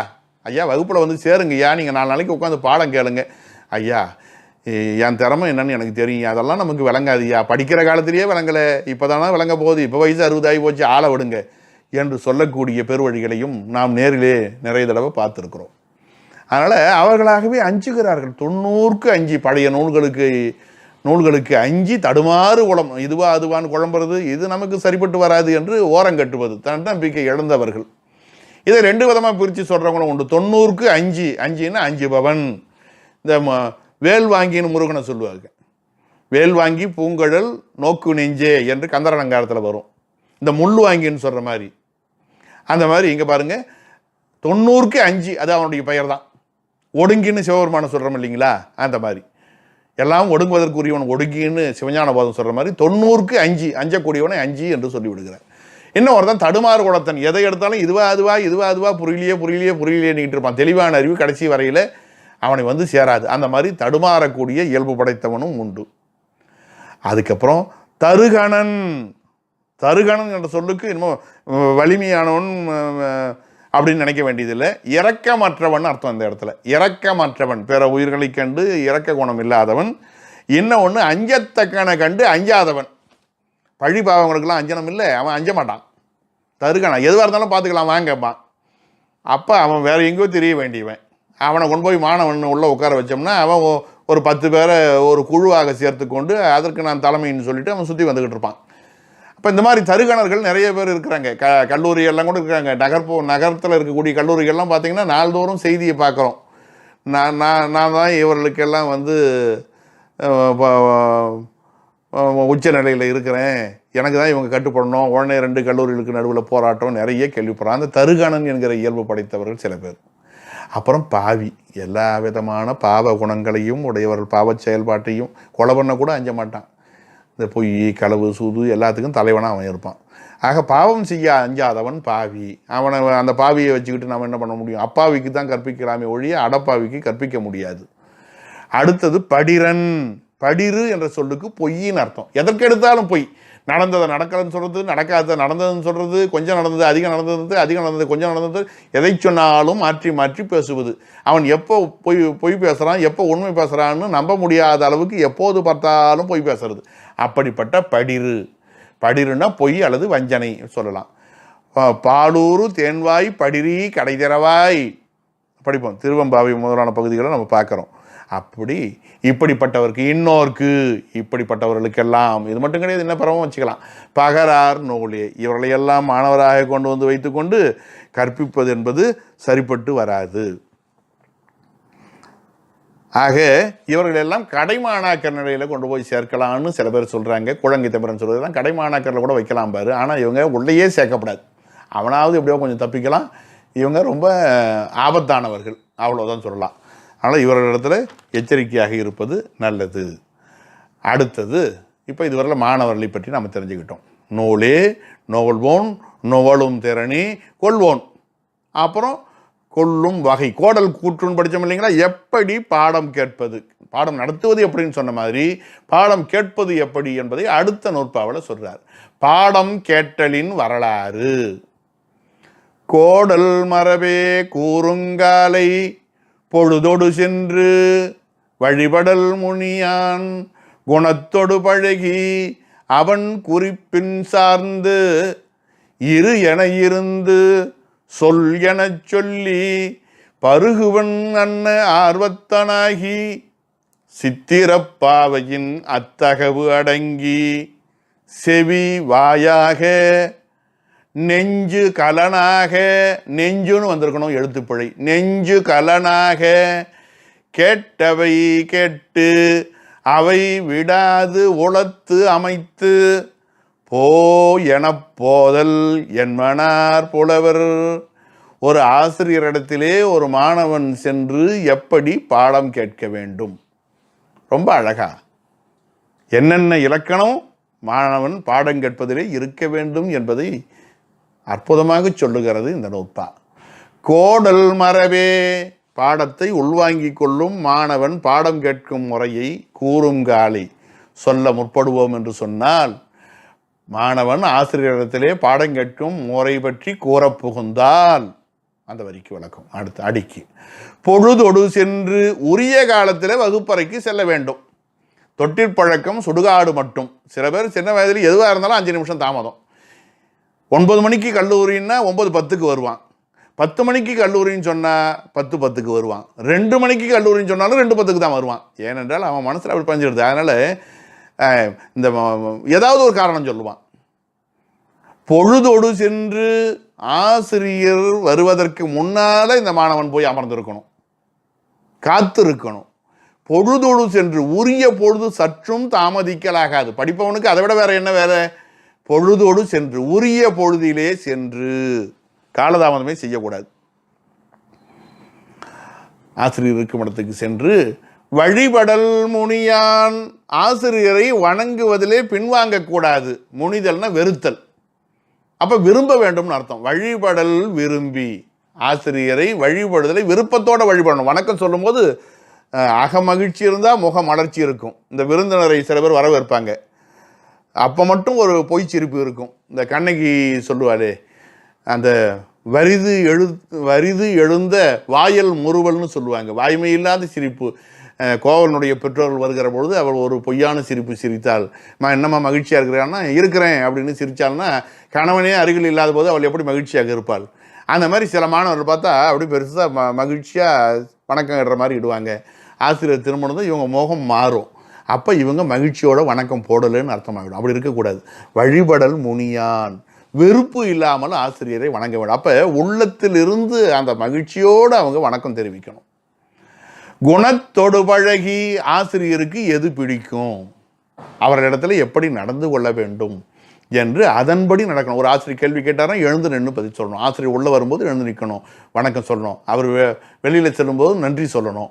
வேறு ஒரு ஆசிரியர் திடீர்னு குறுக்க வந்துட்டாருன்னா அந்த ஆசிரியர் வரும்போது எழுந்து நிற்கணும். அந்த ஆசிரியர் மறுபடியும் திரும்ப செல்றாருன்னா எழுந்து நிற்கணும். இந்த மாதிரி சில மரபுகளை ஆசிரியர்கள் சொல்லி கொடுத்திருப்பார்கள். அப்போ இந்த ஆசிரியருக்கு இப்படி செய்தால்தான் பிடிக்கும், இல்லைன்னா அவர் மனம் வருத்தப்படுவார். குணத்தொடு பழகி, நீங்கள் பார்த்தீங்கன்னா தமிழ் தாத்தா உவேஸ் அவர் எழுதுவார், தன்னுடைய ஆசிரியரிடத்தில் தான் எப்படி அவருடைய அன்பை பெற்றேன் என்பதை எழுதுகிற பொழுது வைகரையிலே நம்ம மகாவித்வான் மீனாட்சி சுந்தரனார் அவர்கள் காலையில் எழுந்து வைகரை நேரத்தில் உலா போவார்கள்.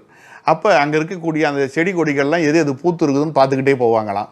இதை கவனித்து கொண்டிருந்த உவேசா அவர் பாடம் கேட்க புகுந்து தொடக்க காலகட்டம், அவருக்கு முன்னதாக போய் அந்த செடி கொடிகள்லாம் பார்த்து வச்சுக்குவார். அவரே வைகரையில் எழுந்துப்பார். அவருக்கு முன்னால் இவர் எழுந்து தன்னுடைய கடமைகள்லாம் முடிச்சுட்டு அந்த செடி கொடிகள்லாம் பார்த்து வச்சுக்கிட்டு அவர் வரும்பொழுது அவருக்கு முன்னதாக வரவேற்கிற மாதிரி போய் நின்றுக்கிட்டு அடிக்கடி அவர் எந்த செடி கொடியின் மீது கவனத்தை செலுத்துவார் என்று தெரிந்து கொண்டு அந்த செடி கொடிகள் பூத்திருப்பதை, ஐயா இன்றைக்கு 7 பூக்கள் பூத்திருக்கின்றன, இங்கே பாருங்கள், இங்கே இருக்குது 3, அங்கே 1, இங்கே 2 அப்படின்னு காட்டிக்கிட்டே போவாராம். உடனே இவருக்கு ஆச்சரியமாயிடுமா, இது எப்படி இன்றைக்கு காலையில் பூத்தது உனக்கு எப்படி தெரியும்? இல்லை நீங்கள் நாள்தோறும் வந்து இந்த செடி அருகில் நிற்கிறத நான் பார்த்துக்கிட்டே இருந்தேன், உங்களுக்கு முன்னதாக வந்து அது எப்படி பூத்து இருக்குதுன்னு பார்க்கணுன்னு ஆசைப்பட்டேன் என்று சொல்லுகிற பொழுது பிள்ளை அவர்களுக்கு அவரையும் அறியாமல் தமிழ் தாத்தா அவர் வந்து ரொம்ப அன்பு ஏற்பட்டது என்று அந்த இதெல்லாம் விரிவாக எழுதுவார். அந்த மாதிரி ஆசிரியருக்கு எது பிடிக்கும், குணத்தொடு பழகி அவருக்கு எது பிடிக்கும்னு தெரிஞ்சு நடந்துக்கிறது. அவன் குறிப்பின் சார்ந்து வாய் திறந்து சொல்ல வேண்டியதில்லை. ஆசிரியர் எதை செய்ய வேண்டும் என்று ஆசைப்படுகிறாரோ அதை செய்ய வேண்டும். அதான் ஏவா மக்கள் மூவா மருந்து. அவருடைய முகக்குறிப்பு, அவருடைய புருவம் வளைஞ்சாலே அவர் கோபப்படுறாரா என்ன ஏது, அவருடைய செய்கை அத்தனையும் உள்வாங்கி கொண்டு வாய் திறந்து சொல்வதற்கு முன்னால் அவருடைய ஒரு சிறு முகக்குறிப்பை வைத்து கூட அவருடைய குணாதிசயங்களை தெரிந்து கொள்ள வேண்டும். அவன் குறிப்பிற் சார்ந்து, ஏன்னா குறிப்பின் குறிப்புணராவாயின் உறுப்பினுள் யாது பயத்தவ கண்ணுன்னு சொல்லுவார் பாருங்க, என்ன பிரயோஜனம்னு கேட்பார். அந்த மாதிரி அந்த குறிப்பறிதல் என்பது மாணாக்கனுக்கு ரொம்ப முக்கியம். இரு என இருந்து ஆசிரியர் உட்காரு என்று சொன்னால் அருகில் வந்து அமரணும், அது வரல அமரக்கூடாது. இரு என இருந்து சொல் என சொல்லி, இதுக்கு பல அர்த்தம் சொல்கிறாங்க. நேற்றைய பாடத்தை சொல் என்று சொல்லி, இன்றைய பாடத்தை படி, இன்னைக்கு வந்து கம்பராமாயணம் காட்சி படமா படி என்று அவர் ஆரம்பித்தார்னா சொல் என சொல்லி, அவர் கேள்வி கேட்கும்போது உரிய பதிலை சொல்லி, நேற்றைய பாடமாக இருந்தாலும் இன்றைக்கு நடத்துகிற பாடமாக இருந்தாலும் அது சம்பந்தமான கேள்வியாக இருந்தாலும் சொல் என சொல்லி, சொல் என்று சொல்லுகிற பொழுது தான் சொல்லணும். முந்திரி கொட்டை மாதிரி முன்ன இன்னும் ஒருத்தரை கேள்வி கேட்கும்போது நாம் சொல்லிட்டு மாட்டிக்கூடாது. பருகுவன் அன்ன ஆர்வத்தனாகி, கோடைக்காலம் நண்பகல் நேரம் பாலைப்பகுதி மாதிரி நடந்து வரான், வேர்க்க விறுவிறுக்க வரக்கூடிய ஒருவனுக்கு தாகம் அதிகமாக இருக்கிறது. ஒரு குளக்கரையை பார்க்கிறான். அவன் எவ்வளவு விரைவாக சென்று அந்த நீரை பருக முற்படுவான். அவருடைய எண்ணம், அந்த வேகம், அவனுடைய உள்ள எழுச்சி எப்படி இருக்கும், அந்த தண்ணீரை பருகுகிறவர்கள் எப்படி துடிப்பாக ஓடுவான், துடிச்சுக்கிட்டு விரைந்து ஓடுவான். அந்த மாதிரி ஆசிரியர் எடுத்த படம், ஐயா இன்னைக்கு வந்து தில்லை யமகாந்தாதி நடத்த போகிறாங்களா, பழமலை அந்தாதி நடத்த போகிறாங்களா, அதில் வடக்கேணி இருக்குமே, அது எப்படி இருக்கும், அது எப்படி வரும், நிரோட்டகம்னு சொல்கிறாங்களே, அது தகரம் சகரம் இதில் மட்டும்தான் ஆரம்பிக்குமா, வேற எந்த வகையிலும் ஆரம்பிக்குமா, அதெல்லாம் நம்ம இன்னைக்கு தெரிஞ்சுக்கணும். அந்த ஒரு சொல்ல எப்படி 4 வகையாக பிரிக்கிறாங்க இன்னைக்கு கேட்டு தெரிஞ்சுக்கணும். அப்படி வேட்கையோடு இருப்பாங்க மாணவர்கள். பருகுவன் அன்ன ஆர்வத்தனாகி, தண்ணீர் தாகம் கொண்டவன் எப்படி வந்து அதை தீர்த்து கொள்வதற்கு எவ்வளவு விரைவாக எல்லா தடைகளையும் கடந்து அதை அடைய முற்படுவானோ அந்த மாதிரி இந்த மாணவன் ஆர்வமுடையவனாக இருக்கணும். ஏன்னா இந்த பருகுவன்ன்ற ஓமை இருக்குது பாருங்க, திருவள்ளுவர் கூட பயன்படுத்துவார். பருகுவார் போலினும் பண்பிலார்கண்மை பெருகளின் கொன்றல் இனிது. அங்கே சொல்லும்போது பருகுவார்னு அந்த வார்த்தையை சொல்லுவார். அதையே அந்த இலக்கிய சொல்லியே அவர் பயன்படுத்தியிருக்கார் பாருங்க. ஒரு இலக்கண ஆசிரியர் ஒரு இலக்கிய ஆசிரியர் பயன்படுத்திய ஓமையை கையாண்டிருக்கிறாருன்னு சொன்னால் ரொம்ப நயமான ஒரு விஷயம். பருகுவனன்ன ஆர்வத்தனாகி, சோறு கூட சாப்பிடாமல் இருக்கலாம், அந்த சோற்று பசியை கூட தாங்கலாம், ஆனால் இந்த தாகத்தை தாங்க முடியாது, தண்ணீர் தாகம் தாங்க முடியாது. அதனால தான் பருகுவன் அவர் எழுதினார் என்று உரையாசிரியர் நயம் சொல்லுகிறார்கள். சித்திரப்பாவையின் அத்தகவு அடங்கி, சித்திரப்பாவை ஓவியத்திலே வரைந்த ஒரு ஓவியம், ஒரு பொம்மை, ஒரு உருவம் எப்படி சற்றும் அசையாமல் இருக்கிறதோ, ராமனை பற்றி சொல்லுவார் இல்லைங்களா கம்பர், சீதை அசோகவனத்தில் இருக்கும்போது நினைத்து பார்த்தாள் என்று அந்த பாட்டு வரும். மெய் திருப்பதம் மேவு என்ற போதிலும் இத்திரு துறந்து ஏகு என்ற போதிலும் சித்திரத்தின் அளந்த செந்தாமரை ஒத்திருக்கும் முகத்தினை உண்ணுவாள். உண்ணுதெல்லாம் நினைத்த ரெண்டு சுழின்னு ரெண்டகரம். நாளைக்கு உனக்கு பட்டாபிஷேகம், இல்லை உன் தம்பிக்கு பட்டாபிஷேகம் அடுத்த நாள், நீ காட்டுக்கு போகணும். ரெண்டுத்துக்கும் அவனுடைய முகத்தில் எந்த மாற்றமும் இல்லை. எது போல இருந்தது? ஓவியத்தில் வளர்ந்த குளத்தில் மலர்ந்த தாமரையாக இருந்தால் வாடும் வதங்கும் சற்றேனும் வித்தியாசம் தென்படும். ஓவியத்தில் வரைந்த தாமரை ஏதாவது மாற்றம் பெறுமா? அது குவிதலும் இல்லை, மடதலும் இல்லை. அந்த மாதிரி அவனுடைய முகம் இருந்தது. அந்த மாதிரி இந்த மாணவன் எப்படி இருக்கணும்? அசையக்கூடாது. ஆசிரியர் பாடம் நடத்துகிற பொழுது அங்க சேஷ்டிகள்லாம் பண்ணக்கூடாது. சில பேர் தலையை சொரிகிறது, காதை சொரிகிறது. அப்போ அவருடைய கவனம் இவன் பாடத்தின் மீது அக்கறை இல்லாதவன் என்கிற ஒரு இயல்பை அவருக்கு புலப்படுத்தும். அங்க சேஷ்டிகள் எதுவும் பண்ணக்கூடாது. அடக்கி கொண்டு அமைதியாக இருக்கணும். ஐம்புலச்சேட்டைகளை அடக்கிக்கிட்டு இருக்கணும். சித்திரப்பாவையின் அத்தகவு அடங்கி, அதில் வரைந்த ஓவியம் போல இருக்கணும், அந்த உருவம் போல இருக்கணும். அடங்கி, அடக்கமுடைமை வேணும். எப்படி பாடம் கேட்கணும்? பசிச்சவன் அப்படியே வாய் நிறைய சோறு சாப்பிட்றான், வாயால் சாப்பிட்டு வயிறு நிறைய சாப்பிட்றான், வாயார வயிறார என்று சொல்கிற மாதிரி இவர் காதார கேட்கணுமா? நிறைய செய்தி. செவி நுகர் கனின்னு கம்பர் சொல்கிற மாதிரி செவி வாயாக சொல்லக்கூடிய செய்தியெல்லாம் உள்வாங்கிக்கிறோம். செவியே வாயாக கொண்டு நெஞ்சு கலனாக, அது எழுத்து பழி முன்னே சொன்ன நெஞ்சு கலனாக, தன்னுடைய மனம் அதுவே கலன். கலன்னா கொள்கலன், வயிறுன்னு கூட வச்சுக்கலாம். இது எல்லாத்தையும் உள்வாங்கி கொள்ளக்கூடிய இடமாக வைத்துக்கொண்டு நல்ல உருவகம் நல்லா இருக்கு. செவியே வாயாக, தன்னுடைய நெஞ்சமே கொள்கலனாக கொண்டு கேட்டவை கேட்டு, அவர் நடத்தின பாடத்தை திரும்ப திரும்ப கேட்டவை. ஒரு தடவை கேட்டது போதாது, மீண்டும் மீண்டும் கேட்கணும். ஆசிரியர் எத்தனை முறை நடத்தணும் அப்படிங்கிற, எத்தனை முறை கேட்கணும்னு பின்னால் நம்ம படிக்க போகிறோம் அடுத்த வகுப்பில். கேட்டவை கேட்டு, ஆசிரியர் நடத்த கேட்டவையே மீண்டும் ஒரு தடவை கேட்கிற பொழுது தெளிவு ஏற்படும். சில பேர் ஒரே திரைப்படத்தை 10 முறை 20 முறை பார்க்கலாம். கேட்டால் முதல் முறை, 2வது முறை கதைக்காக பார்த்தேன், அப்புறம் நடிப்புக்காக பார்த்தேன், அப்புறம் அதில் இந்த எடிட்டிங் என்பதற்காக பார்த்தேன், அப்புறம் அந்த டைரெக்ஷனை பார்த்தேன், இந்த கதை எப்படிலாம் திரைக்கதை அமைத்திருக்கிறான்னு பார்த்தேன், வசனம் எப்படி இருக்கிறது பார்த்தேன்னு புதுசாக தெரிஞ்சுக்கிறான். அந்த மாதிரி கேட்டவை கேட்டு, ஒரே பாடத்தை கேட்டாலும் பெரிய புராணத்தை பாடம் கேட்கிறோம்னு சொன்னால் முதல் தடவை கதைக்காக கேட்குறோம், 2வது முறை தெய்வ செக்கிழாருடைய சொல்லாற்றலுக்காக கேட்குறோம். அதில் தேவார குறிப்புகள் எப்படி வருது, அவர் அந்த சொற்களை பெய்கிற பொழுது அமைக்கிற பொழுது எப்படி தேவார சொற்களையே அமைக்கிறார், அந்த தேவாரத்தில் இருக்கக்கூடிய பண் அமைப்புக்கு ஏற்ற மாதிரி எப்படி அந்த செய்யுள் அமைப்பை அரைசீர் விருத்தம், எழுசீர் விருத்தம், எண்சீர் விருத்தத்தெல்லாம் அமைச்சிருக்கிறார் என்று ஒவ்வொரு தடவையும் வைக்கிறோம். போதாததுக்கு நமக்கு சிவகவிமணி அவருடைய உரை கிடைத்து விட்டால் சொல்லவே வேண்டியதில்லை, பொக்கிஷமாக இருக்கிறது. கேட்டவை கேட்டு அவை விடாது உளத்தமைத்து, அது மறந்து போகாத அளவுக்கு உள்ளத்தில் பதிய வைத்துக்கொண்டு ஞாபகத்தோடு வச்சுக்கிட்டு, நல்ல செய்தி எப்படியும் மறக்காது, பிடிச்ச செய்தி மறக்காது. போயென போதல், ஆசிரியர் போய் என்று சொன்னால் ஒழிய போகக்கூடாது. அவர் இரு என்று சொன்னால் இருக்க வேண்டும், சொல் என்று சொன்னால் சொல்ல வேண்டும், போய் என்று சொன்னால் தான் போக வேண்டும். அவருடைய உத்தரவு இல்லாமல் செல்லக்கூடாது. போயென போதல் என்மனார் புலவர். இது காலங்காலமாக சான்றோர்கள் மாணவனுக்கு சொல்லக்கூடிய இலக்கணமாகும். பெரும்பாலும் என்மனார் புலவர் என்பதை தொல்காப்பியர் தான் பயன்படுத்துவார் நூலெங்கும். இவர் பாயிரத்தில் தான் பயன்படுத்தியிருக்கார். பெரும்பாலும் இவர் நூலில் பயன்படுத்தல, அதை நம்ம பிறகு பார்த்துக்கலாம். ஆக இது ஒரு பொது கோட்பாடு. புலவர்கள் இப்படியெல்லாம் சொல்லியிருக்கிறார்கள் என்று சொல்லி மிக அழகாக எடுத்துரைக்கிறார். இன்னும் பாடம் கேட்டல் இதோடு முடியவில்லை. அந்த பாடம் கேட்கிற மாணவர்கள் தங்களுக்குள் எப்படி கலந்துரையாட வேண்டும், ஆசிரியரிடத்தில் எப்படியெல்லாம் வினவி பாடம் கேட்க வேண்டும் என்று கூடுதல் செய்திகள் இருக்கின்றன. அநேகமாக அடுத்த வகுப்போடு பாயிரவியல் நிறைவு பெறும். அதற்கு பிறகு எழுத்ததிகாரத்துடைய எழுத்தியலை நாம் தொடங்குவோம். ஆக பாயிரவியலுடைய இன்னும் ஒரு பகுதி இருக்கிறது. அதை நாம் அடுத்து வரக்கூடிய வகுப்பிலே சிந்திக்கலாம்.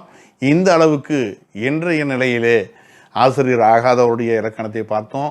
நன்மாணாக்கர் எப்படிப்பட்டவர்களாக இருப்பாங்க, அந்த மாணாக்கருடைய வகைப்பாடுகள் எப்படி இருக்கிறது, யாரெல்லாம் மாணவர் ஆகக்கூடிய நிலைமை உடையவர்கள், அவர்கள் எப்படி பாடம் கேட்பார்கள், ஆசிரியர் எப்படி பாடம் நடத்துவார், முன்கூட்டியே பார்த்தோம். இதையெல்லாம் சிந்திப்பதற்கு திருவருளும் குருவருளும் துணை நின்றமையை நெஞ்சார் நினைந்து வணங்கி இந்த அளவுக்கு இன்றைய வகுப்பை நிறைவு செய்வோம். தென்னாடுடைய சிவனே போற்றி, எந்நாட்டவர்க்கும் இறைவா போற்றி. திருச்சிற்றம்பலம்.